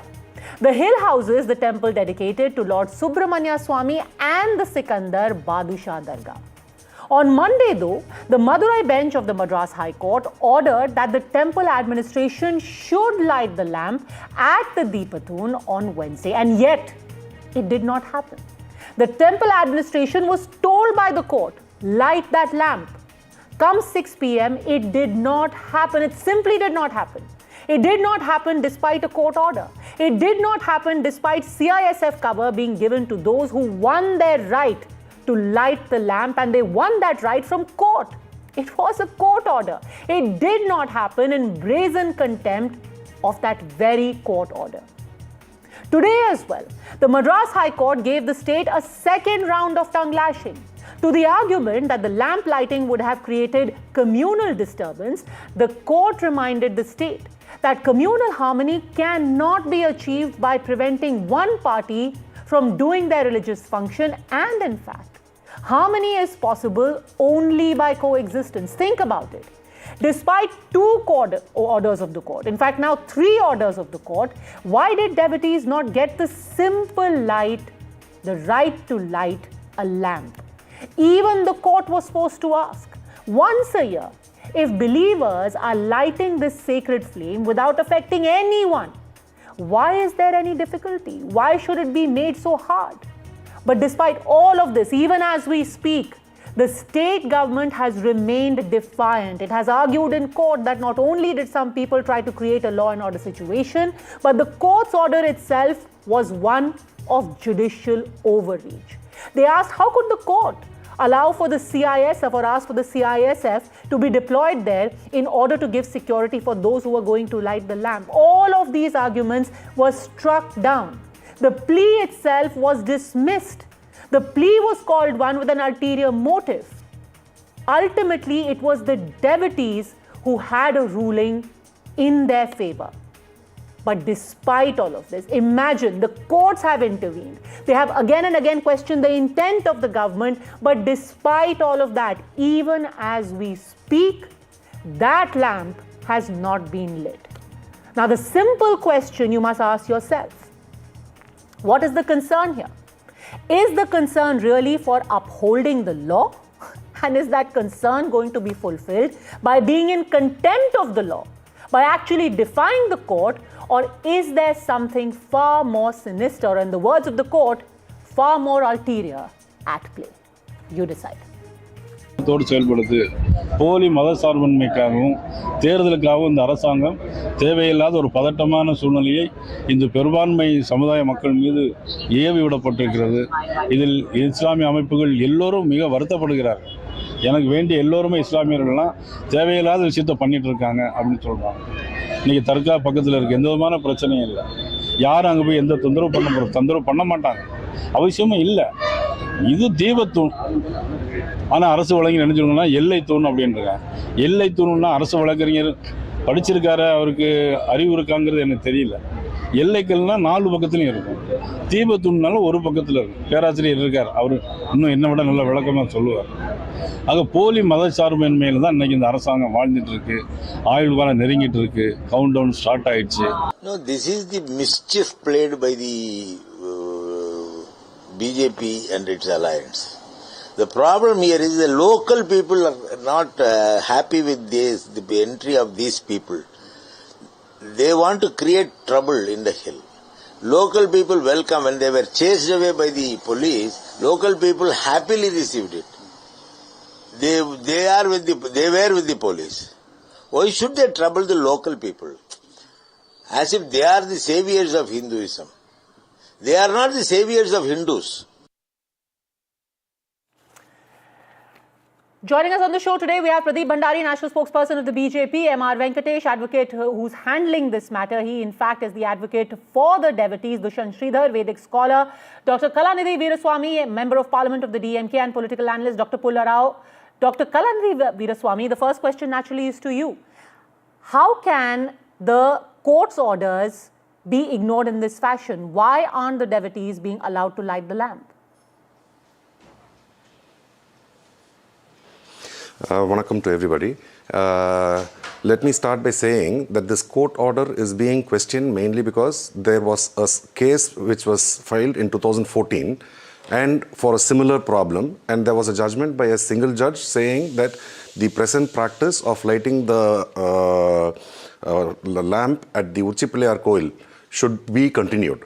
And then this was challenged again, and in 2017, a two-judge bench has given an order stating that the same practice should be continued, and the case was dismissed. So subsequently, now they have come again to another court where a single judge gives an order which violates what the two-judge bench have ordered in 2017. So this has actually become a legal conundrum, because when you have a two-judge bench giving an order, it is something similar to saying like a seven-judge bench of the Supreme Court, that order is being violated by a single-judge order by the Supreme Court. So see, this cannot happen. As so we have asked for right clarifications. Now, on the 4th of December 2025, the court, a two-judge bench, has asked for the lamp to be lit. And in fact, I want to read out some of the observations made today. In fact, some of the things said in the order today. The learned single judge, having found that the state machinery willfully decided not to implement the direction, citing pendency of unnumbered appeal, called upon the assistance of CISF for enforcing the directions. The situation has arisen in which the state police unable to carry out the constitution mandate. Here you've got the court saying that the government is willfully ignoring what the court has said, and your police is unable to carry out the constitutional mandate. The question is why? Even as we speak, and that's the big breaking news right now, even as we speak, the prohibitory orders have not been removed from that area. The people who were there to light the lamp, they are not being allowed. And the local officials there are saying, we are going in appeal, so we are not going to allow you to carry out the lighting of a lamp which has been allowed to you by the court. The law of the land allows these devotees to light the lamp, Dr. Kalanidhi Veeraswamy, and your police is stopping them. Why? Okay, I will answer that. See, the lighting of the lamp has been happening in this Uchipilayar Koil for the last several decades, if not a century. And this new order is stating that it should be lit in a new place, which has not been in vogue for several decades. So now when there is a controversy like this and there is local tensions over there, the local authorities are best suited to understand how the sentiments are playing over there. And the court order also, if you just read Justice G.R. Swaminathan's order, he has said that the petitioner and 10 other people can go to the temple and to the hill and they can light the lamp. But if you see, there were hundreds of people who have gone there carrying several So you're saying that the local administration knows better than the court? Because you made the same argument yesterday. Today that argument was shot down. In fact, when it comes to the whole idea of communal harmony, you have made that argument. And the court has very specifically said communal harmony can't be achieved by restricting religious acts. It has to be done with both sides acting together.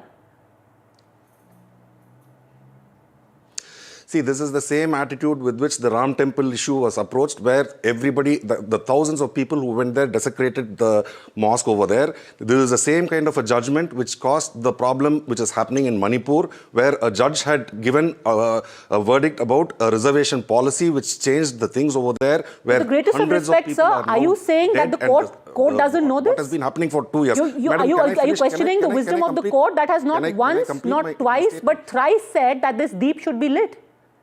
Are you questioning the wisdom of the court? No, no, it is not about the question of questioning the wisdom of the court. We are basically saying that this particular judge, he has given this order where there have been several allegations, accusations about him by retired chief justices. But are you questioning the integrity of the judge? Are you now questioning the integrity of the judge? No, it is not me questioning. There is one Justice K. Chandru who has made this observation. I am only telling you what. Sir, it was a two-judge bench. Spoken about him. It's a two-judge bench. Are you questioning the integrity of both the judges? No, two-judge bench has dismissed the appeal of the state government. Exactly. The state government has decided you appealed saying that the deep should not be lit, and they dismissed your petition. And the state government feels that let me finish, madam. The problem which is happening over there is something which can lead to a law and order problem. And if you look at this, even the Sabrimala case, there was a Supreme Court direction for women to be permitted, but the Kerala government could not do that because of the problems which were being faced by them. Okay, let me open this up. Let me quickly get in MR Venkatesh. MR Venkatesh, ultimately it is the discretion of the government, and I'll come to you, Pradeep Bhandari, on the political aspect of this as well. It is the discretion of the government. They know better what is happening on the ground, and they fear a law and order situation. Padmaja, I am before Justice Swaminathan, and technically I'm on my legs before him. So I will be very brief and to the point. This case is over 102 years. First thing, let me correct you, or my learned friend, Mr. Veerasamy. A civil court in 1923 gave a judgment in favor of the Hindus. It went up to the Privy Council and it was affirmed.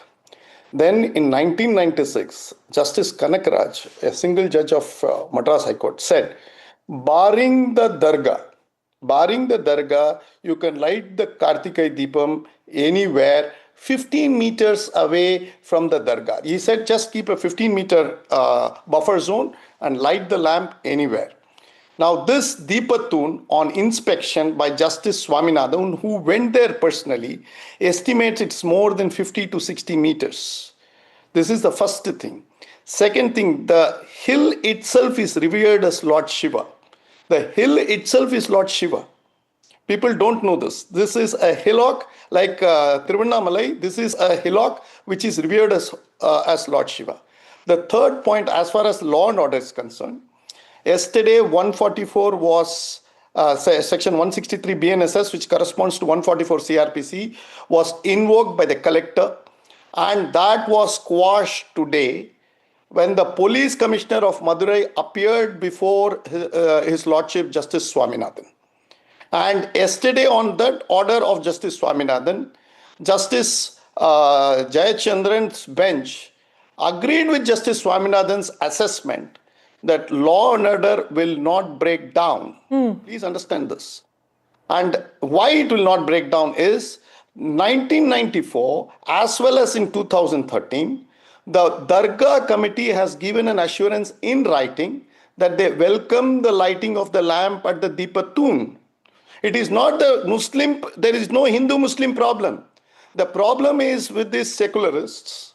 The problem is with Dravidian parties who care two hoots about the constitution, who care two hoots about courts, care two hoots about the law and order situation, and they think it is their fundamental right to trample on the Hindu sentiments.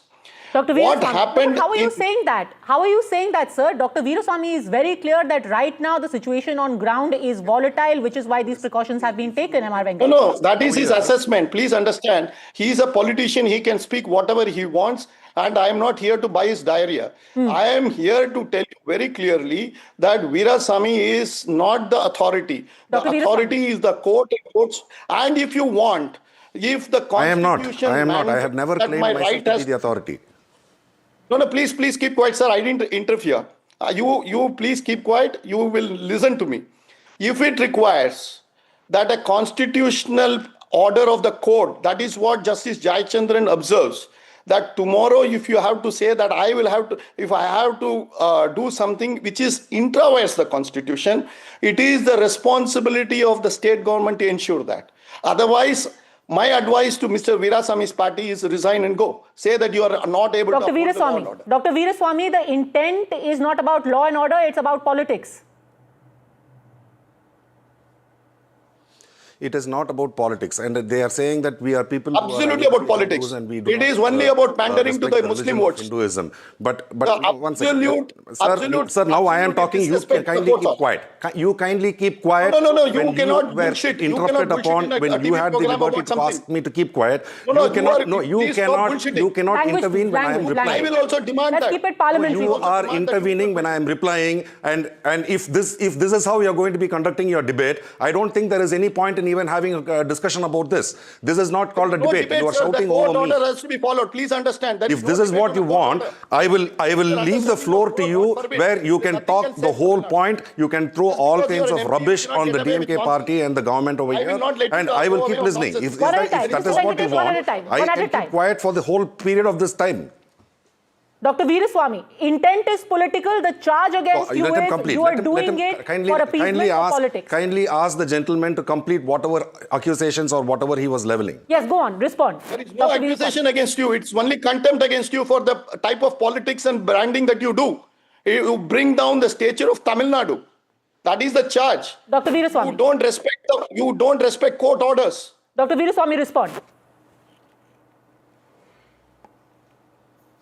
Can I respond now? Yes. So you are talking about a government which for the last 4.5 years, the temples are all under the protection of the government of Tamil Nadu. And the government of Tamil Nadu is being headed by the DMK party. And the amount of work which has been done in the temples, especially our HRNC minister, Mr. Shega Babu, who is an ardent devotee of Lord Muruga and Lord Ayyappa, he has done yeoman amount of work where not even any BJP ruled states, they would have had that amount of work which is being done for the temples in Tamil Nadu. And the extent of work which has been done is being belittled just for political reasons. The earlier speaker, Mr. Venkatesh, was accusing this government, and every time there is an election coming up, that is how the BJP party and the right-wing people, they start throwing accusations and trying to create some kind of ruckus. Why would repeatedly the court shoot down your arguments? That is the basic question. Had it just been about the BJP going to court, and are you, Pradeep Bhandari, trying to create another Babri-like situation, like Dr. Veeraswamy is saying? You are trying to yoke your wagon to another religious cause. He's mentioned the Babri. Padmaja, on your show, the DMK panelist openly criticized the Supreme Court's order for saying that Ayodhya Prabhu Shri Ram's Janbhumi is Prabhu Shri Ram's Janbhumi, a grand temple should be made. So till date, the pseudo-secularist and the appeasing DMK, which called Sanatan as dengue, malaria, AIDS, is not able to digest the fact that Hindus have a grand Ram temple following the constitutional process at Ayodhya Ram Mandir. And this is the exact mindset that they are applying by not allowing the Deepam to be lit at the Deepotsam. That's exactly what they're saying, that you're trying to turn Madurai into the Ayodhya of the South. That is exactly the allegation.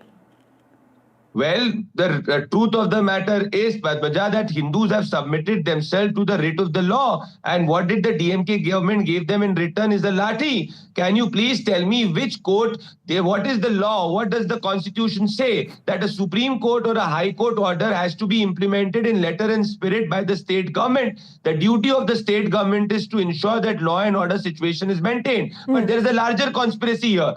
DMK government purposely ensured that the law and order situation was not maintained so that they could impose Section 144 and prevent the Hindu devotees from following their faith after the order of the Madras High Court. So what the DMK government here has done is they have imposed a cost. They have imposed a cost on the Hindus for practicing their constitutional right under Article 25. Because if yesterday 1,000 Hindus were going there to light the Deepam, by lathi charging and imposing Section 144, they are ensuring that not 1,000 but 900 go. Now please tell me that had they practiced the same barometer, had it to do with another faith? No. Did the Hindus not follow the law? They followed the law. Did the Hindus not follow the constitutional process? They followed the constitutional process. Whose responsibility was it to maintain this law and order in 10 seconds? This exact mindset, Congress party, that is why you could not have an Ayodhya Ram Mandir for decades. The same anti-Hindu mindset is followed by the DMK, where the Hindus are treated as second-grade citizens. Despite the court order, they are not able to practice their faith. This is the breakdown of the constitutional machinery. Dr. Pulara. Have they applied the same principles may I for any speak other faith? After Mr. Sridhar, because they know that I can comment on each one. No, Dr. Pulara, you please respond to this, that this is trying to do vote bank politics. It's as simple as that. Well, let me tell you, all legacy issues are very painful. You know, many of us who are very faithful, who believe in the Hindu faith, these are legacy issues which we have to tread very carefully. I appreciate Mr. Venkatesh's fight, and also I have nothing against it. He has done a great fight. He has won a court battle. That's the way things should be. But this is, I may say, with some with some experience or something. This is a legacy issue. We should handle it very carefully. Sir, it is not a legacy issue. Now it is a legal issue. It is a legal issue. Let's be absolutely clear. And let's keep Pradeep Bhandari, M.R. Venkatesh on the screen, please. Let's be absolutely clear on this bogey that is being perpetuated right now. The court in its order has said, and I think it's important for the viewers to know this, the court has said clearly, lighting the lamp at the lower peak will not affect the rights of the dargah or Muslims in any manner. So whoever is saying that a communal cauldron is bubbling over there, the court is clear. There is no communal danger over there. The court is not going by press reports. The court is going by that law. The court is not competent to decide what's going on the ground. They're given the law. The court is not competent? Fair enough. The court is not competent. Pradeep Bhandari, the court is not competent. Agency that the police has to ensure. One minute. The DMK government is creating situation on the ground so that they get an alibi to not implement the court order. This is exactly what the Congress party did for decades by not allowing the Ram Mandir to come. I don't. You see, it is a sensitive you have area. some manners. This is exactly the same mindset. I don't want to hear your voice. Sir, I will not. Enough. No. You spoke enough. What do you know? You cannot. You speak the law. Let me talk. You speak the law. What are you lecturing me for? What are you lecturing me for? I will lecture you because of you. You're not competent. You know what the court said when I quote the court. Harmony doesn't mean blocking rituals. No, you can't. Dr. Pulla Rao, the reason why this needs to be called out, and it needs to be called out in all stark detail, is because the way things have happened since the beginning of this week, it just reeks of impunity. Let me give a little bit of background to the viewers. First, you had one court order come on Monday. This entire ritual was supposed to take place at 6 p.m. yesterday. It didn't happen at 6 p.m. Then Sunday the devotee said, what's going on? There is no preparation that has been done. Then they said, the court said, okay, you go, 10 people should go and light it, we will give you CISF cover. Then the government said, oh, this seems to be judicial overreach, we are not going to allow this, we are going to appeal against it. That appeal was struck down today. Separately, the court again said, please go and light the Deepam today. We want it lit today. The court was absolutely clear that there is no communal harmony that is going to be disturbed, that in the name of communal harmony, people cannot be stopped, one side cannot be stopped from the practice of their religion. And more importantly, because the 6 p.m. deadline yesterday was missed, and in what way possible? When the court asked, why did the Deepam not get lit at 6 p.m., the Temple's Council actually said, we were unable to reach the executive officer responsible for carrying out the directive. That is the impunity with which people have functioned. You simply said, we couldn't reach him. Why? Was he in the jungles of the Amazon? Could he not be reached? Could you not call him? Could you not send a fax? Could you not call one of his associates? You simply cannot reach him, and you basically cocked a snook at the law, and that's not us saying it, it's the court which has used those words. Now let's come to the point, Dushyant Sridhar, of the larger legacy issues that are being made. It's being argued if for 100 years you had no problem of this particular contested area having the Deepam lit, why are you waking up suddenly? Are you trying to create trouble? Are you trying to foment passions in Tamil Nadu? Dushyant Sridhar.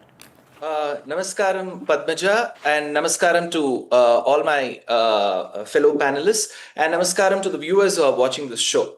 First of all, you don't expect anything remarkable from a government where a sitting minister on stage with the HRNC minister on stage calls Sanatana Dharma as AIDS and cholera. You don't expect much. And when their own family members speak and recite verses in Sanskrit, the son calls the language dead. Is absolutely an oxymoron, and that is visible on stage. And coming to the point, this is a temple which has been venerated for over 2,000 years, Padmaja. We have the Tamil, the language, the Tamil, which was formed in Madurai and which was nourished by Shiva, who is the principal deity. Skanda, Muruga is the deity who developed the Tamil language, and for all their facade that we are protectors of the Tamil language doesn't find any mention here, because you're taking away the rights of a beautiful festival, of the Tamil festival, for a Tamil god on a day when devotees are happy. So they don't have respect for the language Tamil. They don't have respect for the culture and the festivals that we all celebrate as Tamilians.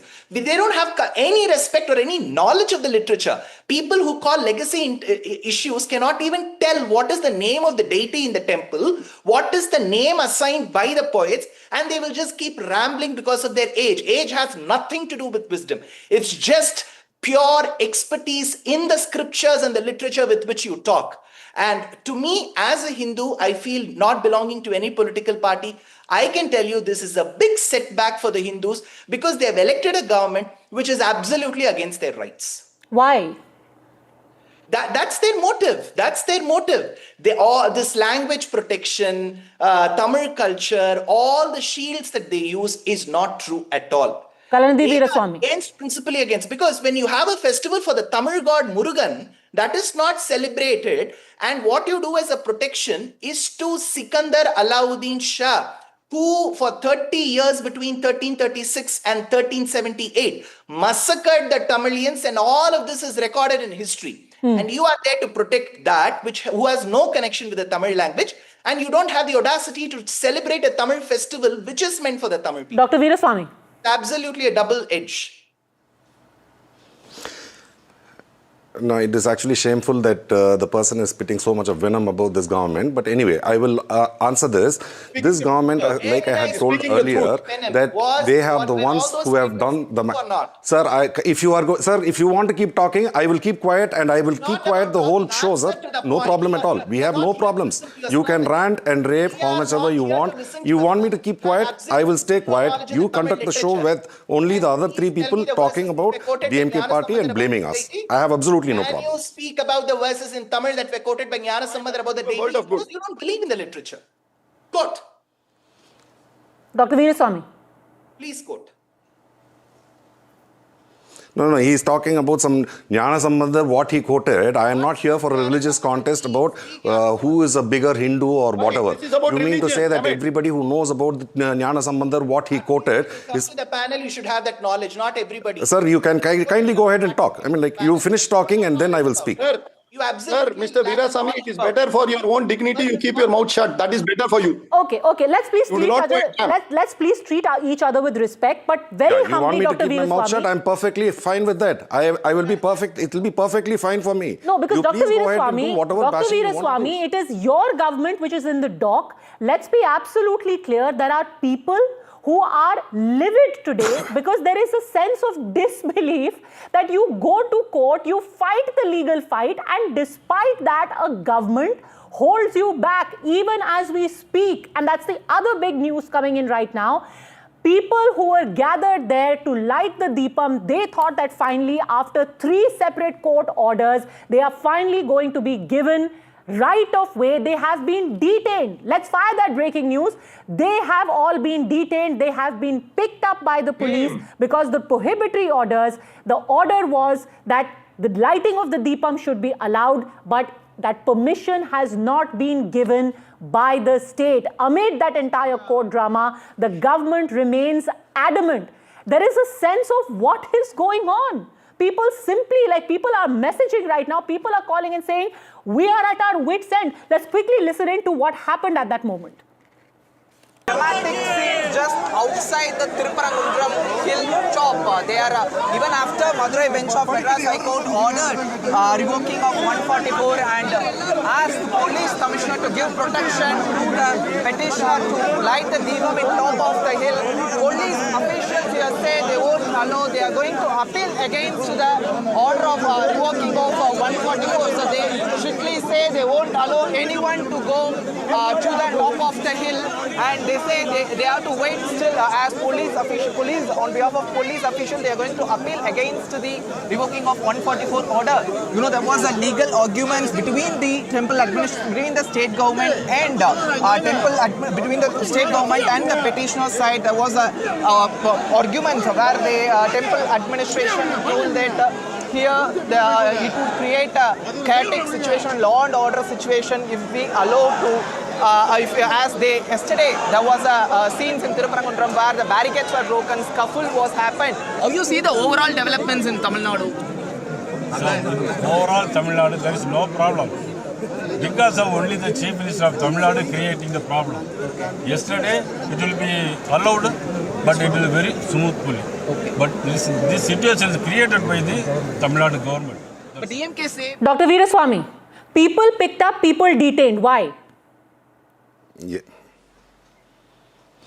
Okay, if I were to understand this, the G.R. Swaminathan's judgment was very clear, saying that petitioner and 10 other people could go and light the lamp. But here we are talking about hundreds, if not thousands of people who were there, and there was a fear that there may be a law and order problem, and you already know that 2 police have been beaten up and they have been injured. So when this kind of a tense situation is existing over there, the ground situation is something where the local administration, even if there is a court order, they know pretty well that they are going to be facing contempt of the court, and they probably are going to be even penalized for this. So they are the ones who will have the best judgment to decide about how to handle a crowd of thousands of people. Weapons in their hand, and it's a law. Yes, sir, if you want to keep talking, I told you earlier, if you want to keep talking, you please go ahead and keep talking. I will keep quiet the whole show. I will. You should keep quiet, because you are a Hindu-hating man and your party is a Hindu-hating party which is not implementing the court order for its Hindu hate and minority vote bank politics. Were they carrying weapons in their hand that it's a law and order problem? What were they doing that it's a law and order problem? Can you please tell me? Devotees going to light a diya is a law and order problem? Dr. Will you Veeraswamy, apply the same principle? How is it a law and order problem? No, he is the one who said you have to keep quiet. So I don't know what he wants me to do. Whether he wants me to answer him or he just wants to keep shouting and creating a ruckus over here. I want your government to allow Hindus and implement the court order. What is the That need? is what I want. Follow the letter and spirit of the Indian Constitution. Like I said, that the local administration are the best judges. So you talk so much about the court order. There was a Supreme Court order about the Sabarimala case where they said that women should be permitted to go and visit the temple there. But from 2018 to date, it has not been implemented. Why are you not fighting against it and going against the government over there? You know pretty well that the sentiments of the local people over there will create a law and order problem. That is exactly what will happen over here as well. See, the BJP is only looking at opportunity where you will create a law and order problem. Come elections, you immediately take the religion card and you will make a big ruckus of this, and you talk about Sanatan Dharma, saying that Sanatana Dharma is something which the DMK is against. You call Sanatan Dharma as dengue malaria aid, Mr. Veeraswamy. Your party wants to consolidate a vote bank. It failed nationally. Keep quiet and just shut up and listen to what I am saying when I am speaking. If not, you tell me. I will keep quiet. You decide what you need. Do you want answers, or you just want to keep ranting? No, I want you to implement the court order. And keep I want you. Quiet. No, you need to tell. You need to tell. Were they carrying weapons? Were they carrying swords?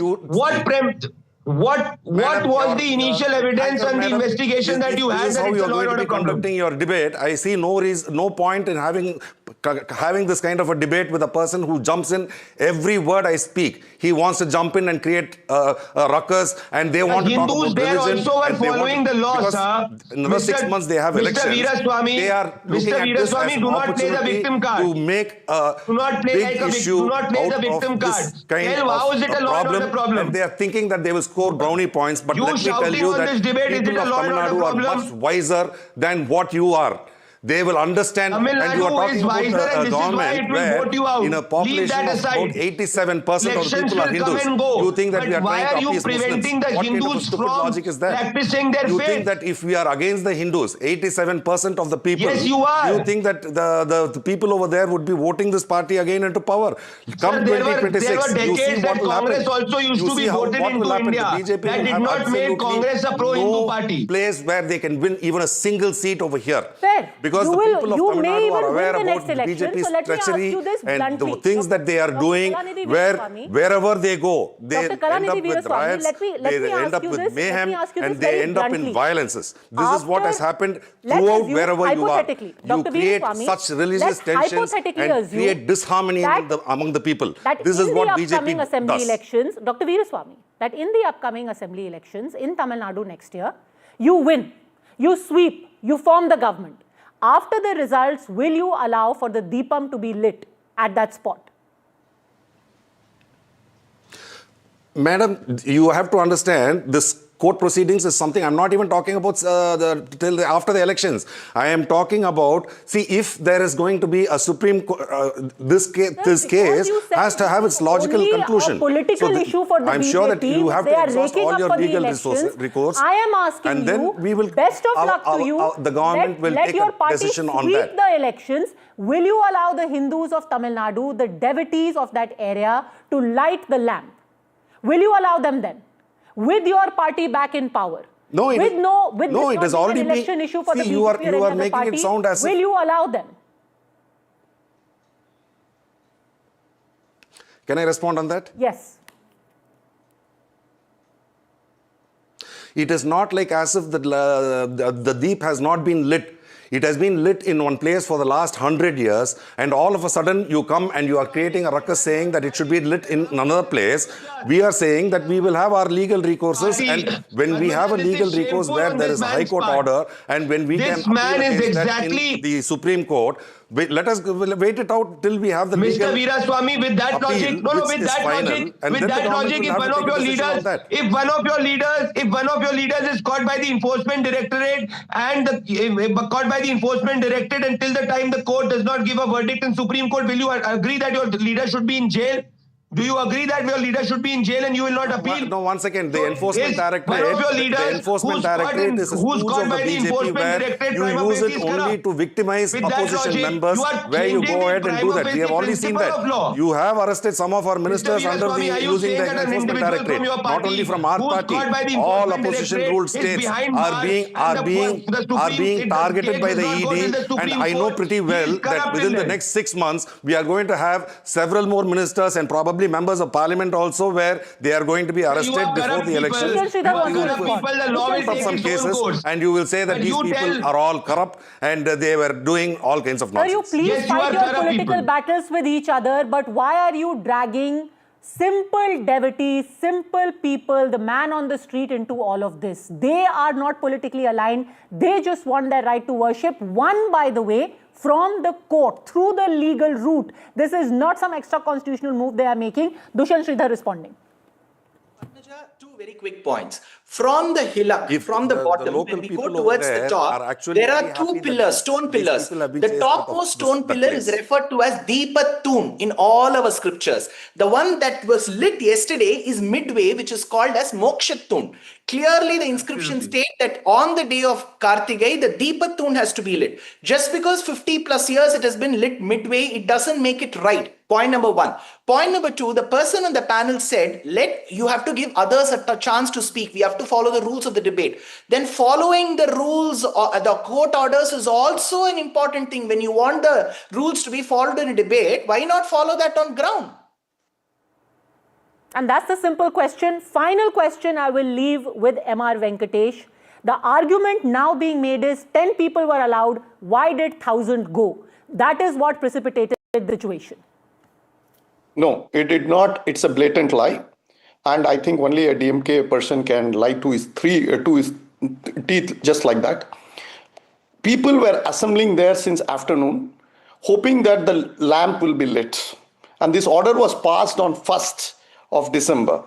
But when people assembled there and there was no sign of any movement from the temple authorities, we moved a contempt petition at 5, which was heard at 6. An order was passed at 6:05 or 6:07 by the learned single judge, directing that 10 devotees can go up the hillock and light the lamp, along with the CISF personnel.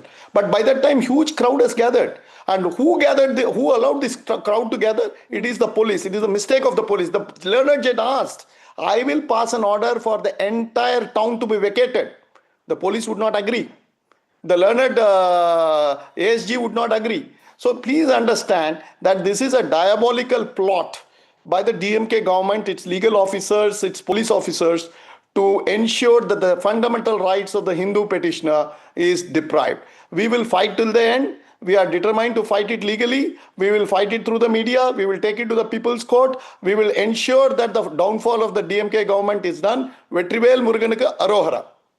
But the government is saying you'll create a law and order problem. They will again appeal against it. They're appealing against the order you got today. See, the DMK government talking about law and order is the most funny thing. It's the most world's valuable oxymoron.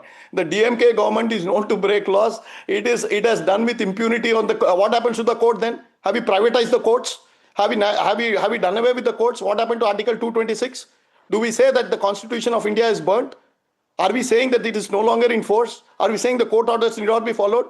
Are we saying that the IAS and the IPS need not have to have any, the executive need not report anything to the courts in such mandamus issued by the courts? What are we talking about? Okay, the problem with Mr. Meerasamy, he's a politician, he can get away with any nonsense.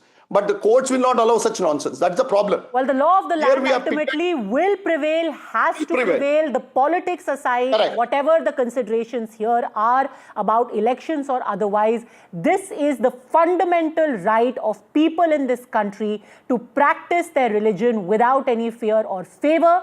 And it's the court of this land which has said clearly that if communal harmony has to be maintained, it cannot be a one-way street. You cannot have one side being stopped from exercising their basic right.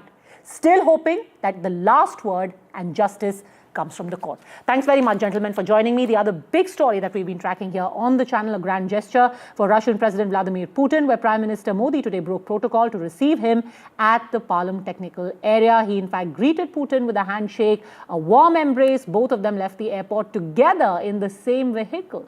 The Russian president, in fact, rode in the vehicle of the Indian PM. Remember, Prime Minister Modi is hosting a private dinner for Putin after his arrival in New Delhi. And on that, let me go straight across now to Ravi Agarwal, Editor-in-Chief of Foreign Policy Magazine, joining us now on NDTV. Ravi Agarwal, thanks very much for speaking to us. President Putin is in India soon after he had two very interesting men meeting him. What do you think he'll be telling Mr. Modi about that meeting today with Jared Kushner and Steve Witkoff? Or is that even on the table? I don't know that he's necessarily going to pass on details that have been discussed with the United States about Ukraine with India. My guess is that what this summit is really about, first of all, it's an annual summit. It's happened 23 times before. It just so happens that this is the first time that Putin is coming to India since he launched a war in Ukraine. What is significant here is that India is not a signatory of the ICC, the International Criminal Court, which means that Putin can travel safely to India without risk of being arrested for the crimes that he's committed in Ukraine. Crucially here, I think a lot of this visit is about symbolism for Putin. He wants to show the world and also the people back home in Russia that he can travel around the world. He is not a that despite the best efforts of the West to isolate him, to sanction him, he can get around. So the scenes that we're looking at on your screens right now and that have been broadcast through today and tomorrow, very important for Putin. For Modi, however, it's quite different. He has to balance this sort of high wire act of hedging bets between Russia and the United States. Is it also a message to China that India is also a counterbalance in this region for Russia? I mean, it is to some degree, but not as much in this particular case because Russia and China are extremely close right now. There is no way that Russia could continue the war in Ukraine without clear support from China in a military sense. And of course, because of purchases of Russian crude. India is different in this regard. I mean, of course, it does buy Russian military hardware, but Russia's not depending on India to survive. And it's worth keeping in mind that in the last few weeks, India has dramatically reduced its purchases of Russian crude. Reliance Industries, of course, has stepped back from some of its private sector purchases as well. And all of that is because of pressure from the United States as President Trump tries to bear down on Putin and impose more pain on the Russian economy as a way of having a bit of leverage in these negotiations with Ukraine. What do you think Donald Trump would be thinking right now when he looks at these pictures of especially the Russian president riding along with Mr. Modi in his vehicle? I wouldn't make too much of this because remember, just a few months ago, Putin was in the United States, in Alaska, riding in the Beast, in President Trump's car, the president's car. So those images, which were seen around the world, and people like me and many others criticized the White House for hosting President Putin in the way that it did without really leading to any massive breakthroughs in negotiations over Ukraine. So if the American president could do that, I see no reason why the Indian prime minister can't do that. Each country is allowed to do as it pleases. I think the bigger takeaway from this really is that we're entering a world in which the United States is no longer the sole hegemon, a world in which many countries like India, we call them middle powers in academia, there are countries that feel that they need to hedge their bets, that they can't rely just on America or just on the West, and they need to have multi-aligned relations with many other countries. India has long actually tried to do that and must be feeling vindicated to a degree in having that kind of setup in its foreign policy. However, there are limits to this. You can't be everyone's friend and expect that to not collide at some point. And the era we're entering of war, basically several wars on multiple continents, means that geopolitical choices are more likely to collide today than they were 3, 4, 5 years ago. How do you suspect? Collide how for India? Collide because for the last 25 years, India has been trying to move closer and closer to the United States while maintaining a close friendship with Russia. That collided when Russia invaded Ukraine and the United States wanted to put a lot of pressure and sanctions on Russia, and it expected India to go along with the pressure campaign. India did not. But India could not continue that sort of independent policy indefinitely without some consequences. The consequences are the tariffs, the American tariffs on India this year, which in many ways have derailed a 25-year trend of the United States and India moving closer together. So that is the collision I'm describing, where you can have a foreign policy that is a la carte, picks and chooses your friends, but in a world in which there is conflict, that becomes much harder to do. But isn't this visit supposed to offset exactly that collision? To some degree. But remember, India is still reducing its purchases of Russian oil. Again, there's a lot of symbolism here for both the Indian domestic audience, for the Russian audience, also for a global audience. But ultimately, India's reality remains the same. It needs cheap oil. It is going to have to find it somewhere. Longer term, the bet that India needs to make is still one in which the United States is the world's biggest economy.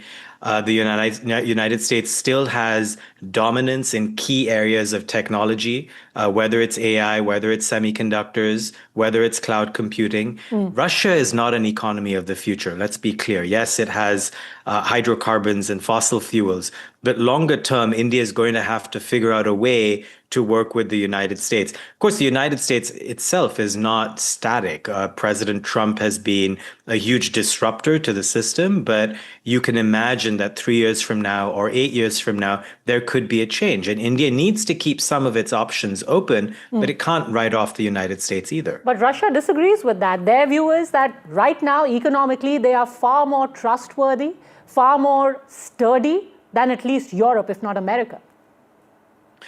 Look, trustworthy in that the Russia-India relationship has indeed stood the test of time. From a Russian perspective, I get that. From an Indian perspective, I understand the loyalty. However, India must ask itself, is Russia an economy of the future? And look, part of the reason why the Russian economy hasn't entirely collapsed in the last 3 years is that it has transformed itself into a wartime economy. So a lot of its investments are going into defense infrastructure, into arms production, into arms sales. It has, of course, doubled down on fossil fuels. But again, these are not longer term things that are going to work out well for Russia. In the longer term, when this war eventually ends, Russia may still be relatively siloed from the rest of the global economy. It can't only depend on China and India to some degree.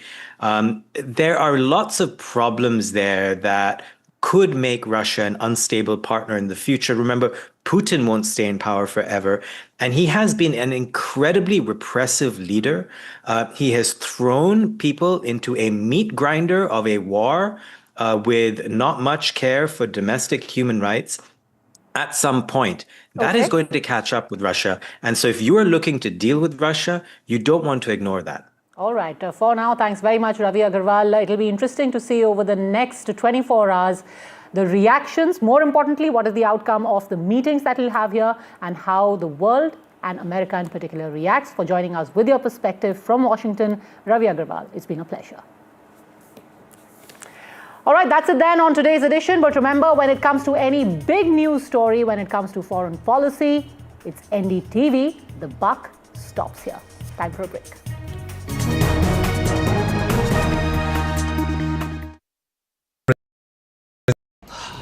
Salute है जी, आप देश की रक्षा में जान लगा देते हैं और आप घर घर में तार लगाते हैं जी। ई बीम टेक्नोलॉजी से बनी, न जले न पिघले, सबकी रक्षा करे। हम सरहद पर लोगों की रक्षा करते हैं और आप देश के अंदर। सैल्यूट तो बनता है जी। अपार अणुशक्ति फायर प्रोटेक्ट वायर, अपार देश का तार। Two world leaders, one crucial meet. Putin says Namaste India. The bonhomie, the Big Bang deals. Bharat और रूस हमेशा कंधे से कंधा मिलाकर चले. Strategic shifts and the global impact. NDTV tracks the high-stakes handshake. Modi-Putin summit on NDTV 24/7. Pulling us into this country. They argue, I conclude.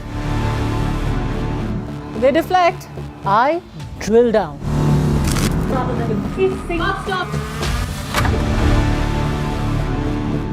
This isn't a free-for-all.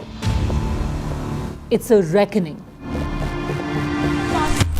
No filler, no fog. Only the facts and where they lead. Every night at 9, the case closes because the buck stops here. I don't sugarcoat.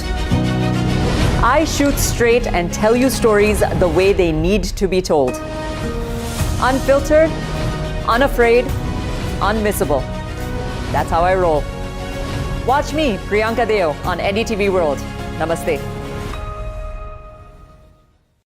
I just feel very privileged in the film industry, an industry that I'm extremely proud of. I'm honored to receive this prestigious award.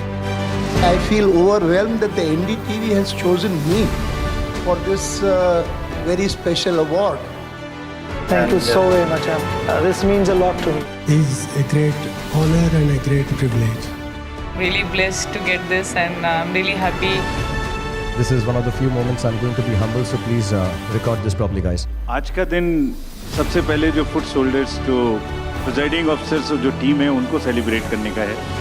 And the NDTV Indian of the Year Award 2025 goes to NDTV Indian of the Year 2025 19 दिसंबर सिर्फ NDTV network पर.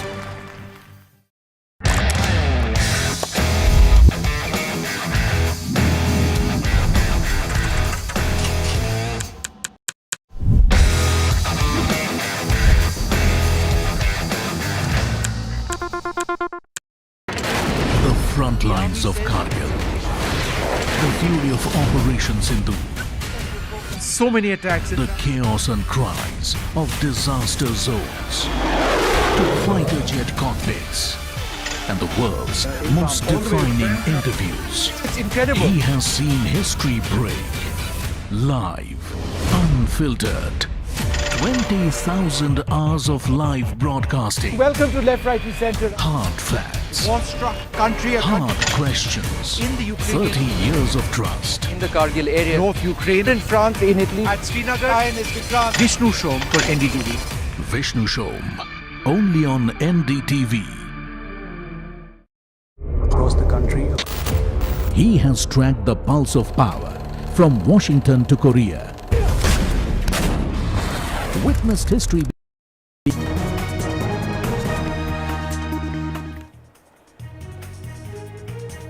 Congress party today expelled Palakkad MLA Rahul Mamakuttathil from the party in a definitive attempt to draw a line under a serial sexual predator scandal that has haunted the United Democratic Front opposition in Kerala since August.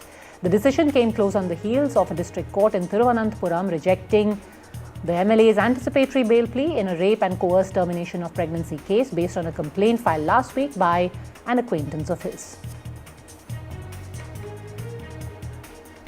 Trinamool Congress today suspended its MLA Humayun Kabir, who had given a call for constructing Babri Masjid on the 6th of December in the state's Murshidabad district. Trinamool Congress leader and States Minister Firad Hakim said that he was suspended by the disciplinary committee of the party for his anti-party activities.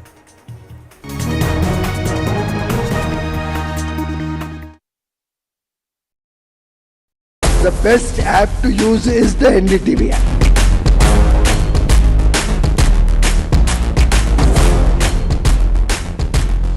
दुनिया भर में जब भी भारतीय media की चर्चा होती है तो एनडीटीवी सबसे पहले जिक्र में आता है। मैं आपका बात से सहमत हूं, उल्टे हम भी जब विदेश जाते हैं, the best app to use is the NDTV app. 21 days in Kashmir. People have bombarded me, friends, with requests for an unfiltered list of things I saw and observed on the ground. Very special ground report from the line of control. There were some children who've lost limbs in the shelling. They are now India's smallest but possibly the most powerful crime family. Cough syrup has killed at least 25 children. Gaikwad sahab, aise mat kijiye.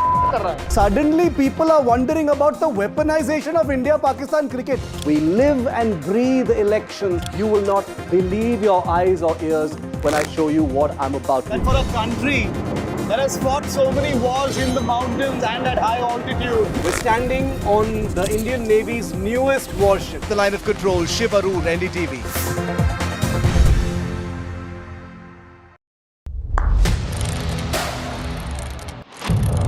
What seems settled for me is unfinished business. So I rewind, I pause, I reflect, I dig until what's buried stands up to be counted. Breaking ground, not just headlines, the meaning behind them. This is Breaking Ground with me, Vedika Sood. Salute है जी, आप देश की रक्षा में जान लगा देते हैं। और आप? घर घर में तार लगाते हैं जी। ई बीम टेक्नोलॉजी से बनी, न जले न पिघले, सबकी रक्षा करे। हम सरहद पर लोगों की रक्षा करते हैं और आप देश के अंदर। सल्यूट तो बनता है जी। अपार अणुशक्ति फायर प्रोटेक्ट वायर, अपार देश का तार। Two world leaders, one crucial meet. Putin says Namaste India. The bonhomie, the Big Bang deals. Bharat और रूस हमेशा कंधे से कंधा मिलाकर चले. Strategic shifts and the global impact. NDTV tracks the high-stakes handshake. Modi-Putin summit on NDTV 24/7. Other opposition parties. They argue, I conclude. They deflect, I drill down.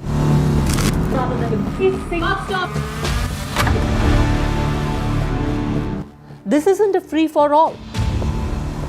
It's a reckoning.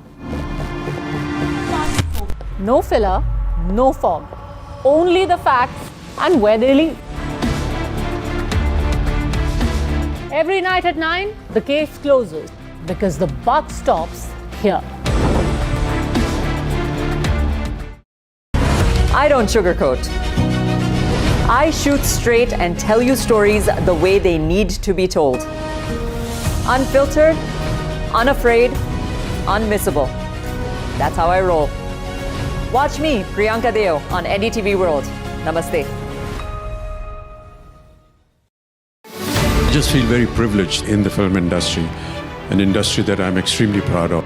I'm honored to receive this prestigious award. I feel overwhelmed that the NDTV has chosen me for this very special award. Thank you so very much. This means a lot to me. Is a great honor and a great privilege. really blessed to get this, and I'm really happy. This is one of the few moments I'm going to be humble, so please record this properly, guys. आज का दिन सबसे पहले जो foot soldiers, जो presiding officers और जो team है उनको सेलिब्रेट करने का है. And the NDTV Indian of the Year Award 2025 goes to NDTV Indian of the Year.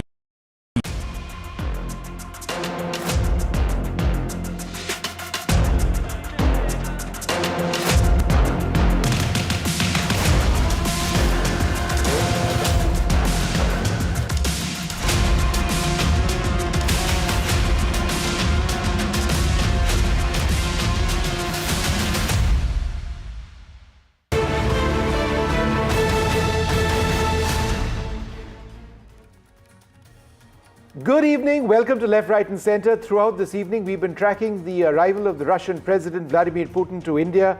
It is a very important visit by a very important leader, one of the most important countries as far as India and our foreign policy is concerned. Prime Minister Narendra Modi was at the airport to receive the Russian President. President Putin got into his car, Prime Minister Modi's car, and both went off to his house where there was a dinner which the Prime Minister hosted for the Russian President. The business end of this visit is going to be tomorrow. Tomorrow is going to be the day when President Putin and Prime Minister Modi hold the India-Russia Summit, the annual summit. There will also be the India-Russia Business Summit that's being held parallelly. The Russian President will be given a ceremonial welcome on the forecourt of the Rashtrapati Bhavan at about 9 or shortly after 9 a.m. tomorrow. And then he visits Rajghat as well. And later on in the evening, prior to his departure, he'll be hosted by the President of India at Rashtrapati Bhavan towards the evening, where there'll be a ceremonial banquet before he departs for Russia. So that's what's expected tomorrow. That's the business end of all the developments. Today, in a sense, was all about atmospherics. We've got that wonderful picture on both sides of the screen. One on the left is of what took place in Tianjin a couple of months back, when Prime Minister Modi was in the vehicle of President Putin. But now it's the other way around, with Prime Minister Modi in the vehicle, with President Putin in the vehicle of Prime Minister Modi. So the images on your screen, President Putin arrived in India shortly before 7 p.m. This evening, and then they drove off straight. There was that hug as well.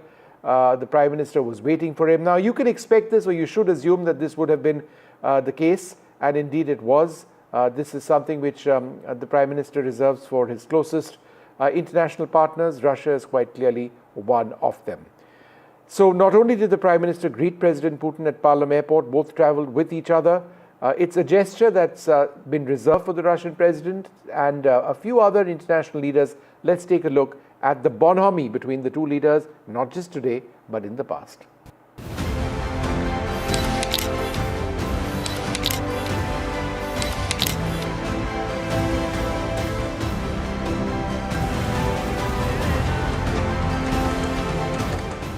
Protocols are formal, friendship is personal.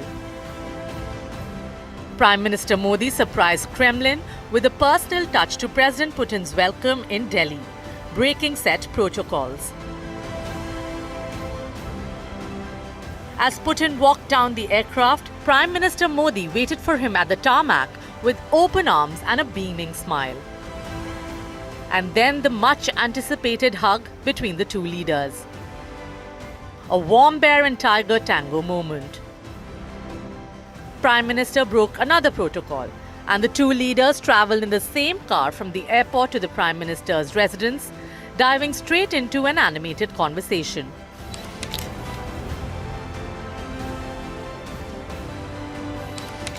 Then came the money shot, a selfie from inside the car. The two powerhouse leaders beaming and smiling. But travelling in the same car and taking pictures has become sort of a habit for the two friends. Tianjin, just a few months ago, saw the very same moment, Putin giving Modi a ride in his famous Aurus Senat. If Prime Minister broke protocols in Delhi, Putin had waited for 10 minutes for Prime Minister Modi to join him on his ride during the SCO summit. A picture-perfect friendship indeed. NDTV Bureau Report.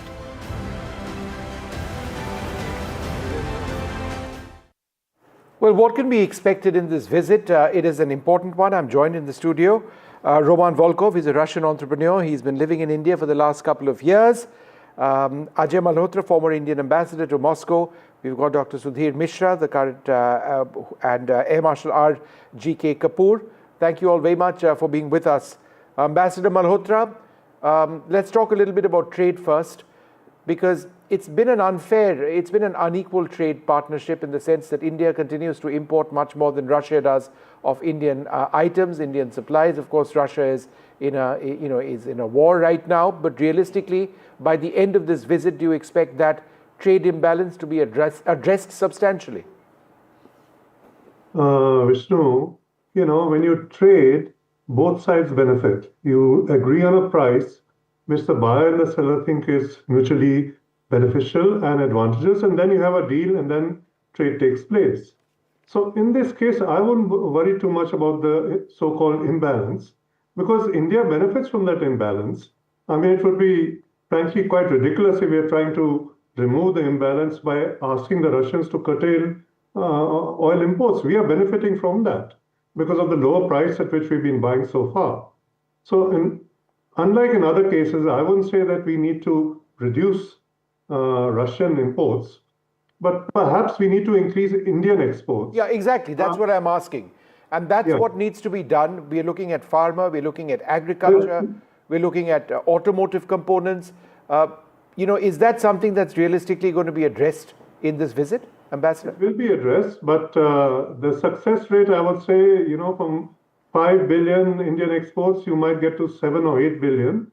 But suddenly going up 7 or 10 times, like the Russian exports to us went up because of a purchase of a large quantity of oil, which is very beneficial to us. Sure. So in the other direction, I don't see it taking place, except there are a few commodities where we can do well. For example, pharma, fertilizers, importing from them, but pharma from us.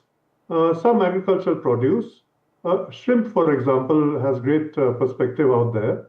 And I'm looking at items where we have, our industry might have suffered due to the sanctions and the tariffs being put by the Americans.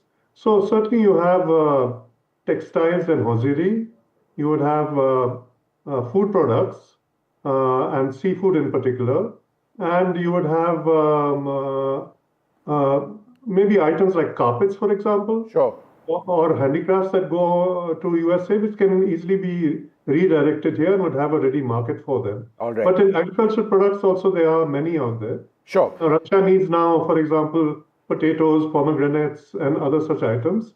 And we will be happy to provide them. Yeah. Dr. Mishra, for example. Sure. So just give me one moment and let me keep the strike rotating. Dr. Sudhir Mishra, is a DRDO chair emeritus, but he's also India's BrahMos man. Somebody who's had a decisive role in bringing into our country and developing with the Russians a state-of-the-art weapon system that in fact went on to define a part of Op Sindoor. Dr. Mishra, BrahMos stands for Brahmaputra Moskva. It's technology which was originally Russian but then became very Indian. How did that partnership work in the context of two friendly allies working together on state-of-the-art technology? Good evening, Vishnu. Before I answer your question, I would like to highlight that we are witness to a second most watched, photo op. The first was between Trump and Putin. Putin was common. This is the second one. Now, to answer the question, we did not do any technology transfer in the case of BrahMos. We did the joint development. You see, I can call it as a first FDI in the defense. It was approximately $150 million way back, about 27 years back in 1998. Right. The second thing is we divided the work proportion to the investment. So 50% of the missile has been developed in India by DRDO and is given to BrahMos. So it's a real joint venture, not technology transfer. What makes it different is that we we are very ably supported in the development of BrahMos subsystem by DRDO. So we created a project, a separate project, which was working dedicatedly only for the BrahMos program.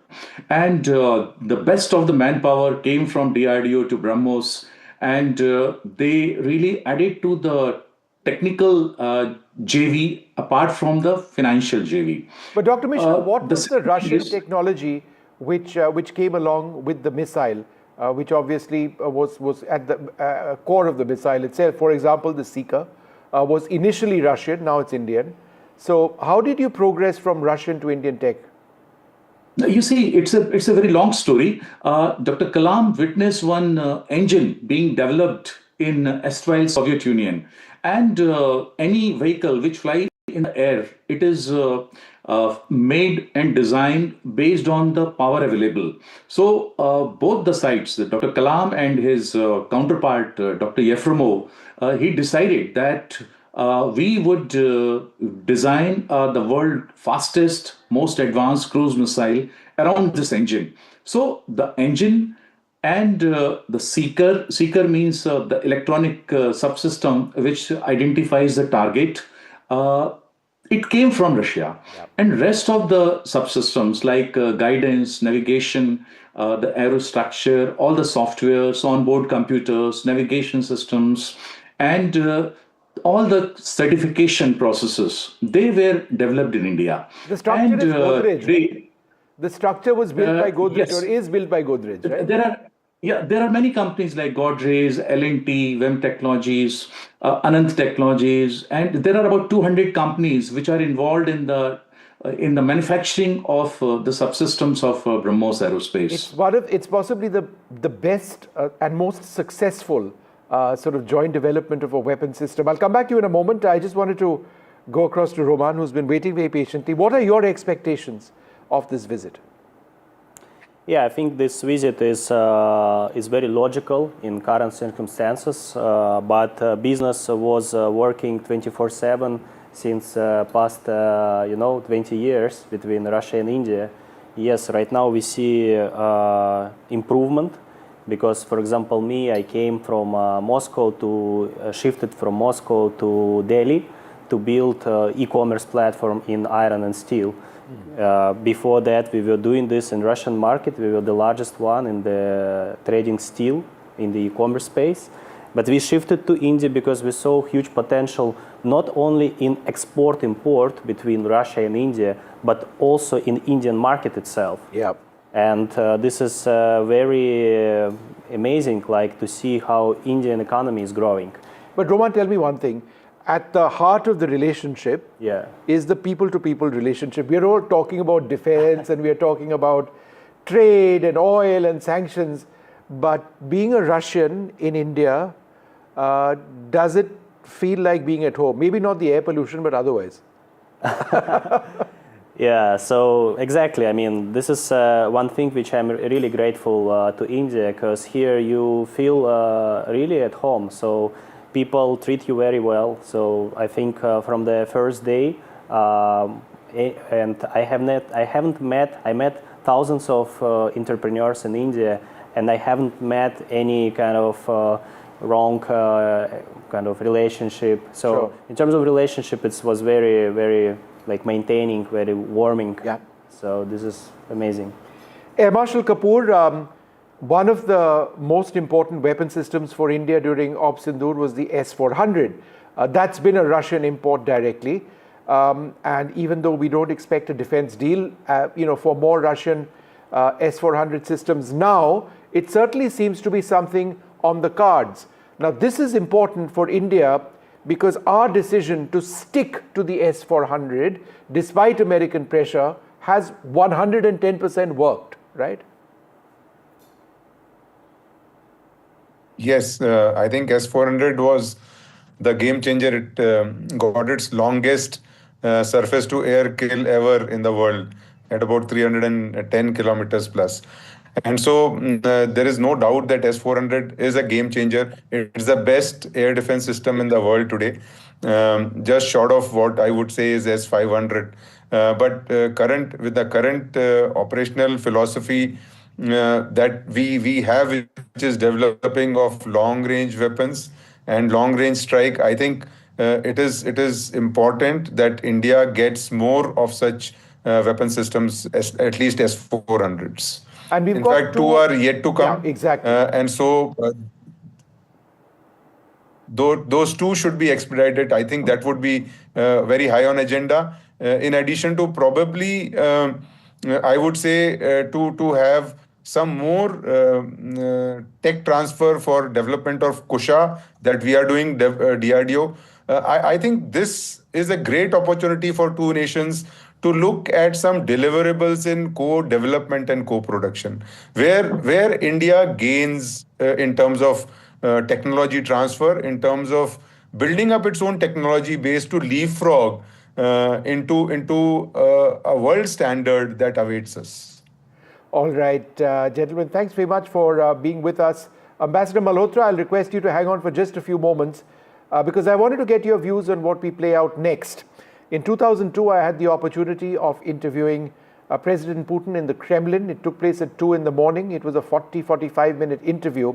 And it just strikes me that some of the key themes that we are talking about 23 odd years later, whether it's state-sponsored terrorism from Pakistan, whether it's the proliferation illegally of nuclear technology, of the need for Security Council reform, these are themes. And of course, of Russia's export of its weaponry to China. That's been a factor for us.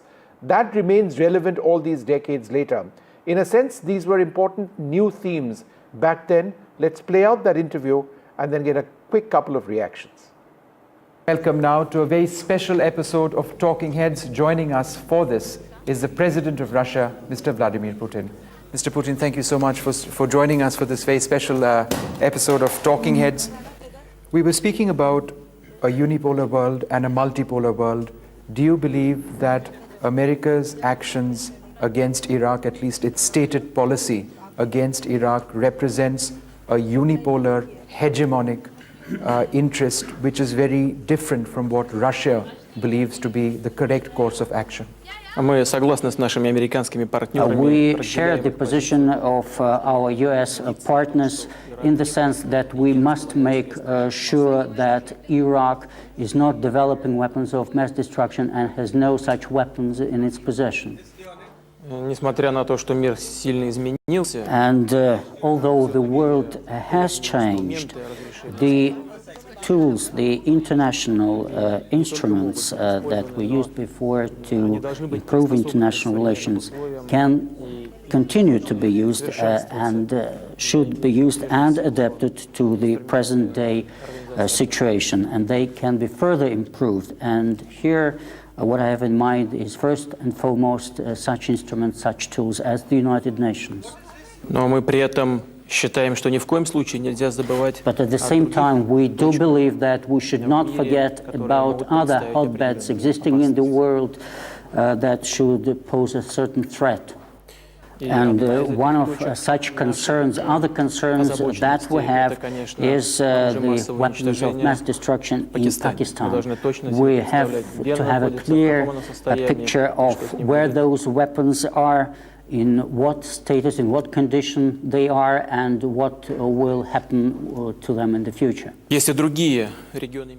And there are also some other regions of the world that we are concerned about, no less than about Iraq. So do you believe that Osama bin Laden is alive in Pakistan? And would you label Pakistan a state sponsor of terrorism? Мы дружим с Индией не против кого-то. We are friends with India, or we maintain our friendship with India not against somebody, but precisely for the purpose of being friends with the country and further continuing our friendly relationship.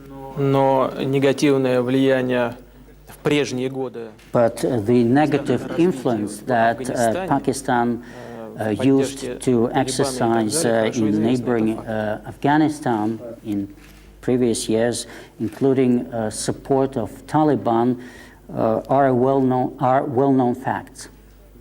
Ясно, и мы это хорошо знаем, что Осама бен Ладен And it is quite obvious, and we are fully aware of the fact that Osama bin Laden not just actively cooperated with Taliban, but he was part of the whole system. President Putin, in the past, you have spoken of a strategic relationship between India, China, and Russia. What really do you mean by this strategic relationship? Китай наш сосед, Индия. China is our neighbor, and India is one of our major international partners and a country relations with which are of utmost importance to us. And we think that we should try to develop our bilateral relations with each of these countries, because each relationship is of paramount importance for the Russian Federation. Наша позиция заключается в том, что And our position is as follows. We are convinced in the need for positive development of relations between Russia and India, Russia and China and India. And I think that all the parties concerned are interested in that development, all the parties within this triangle. вместе с тем я не думаю, что мы должны At the same time, I think that we shouldn't get ahead of time or move ahead without proper preparation. We should move ahead step by step in a staged way, trying to develop harmonious relations, preparing all the necessary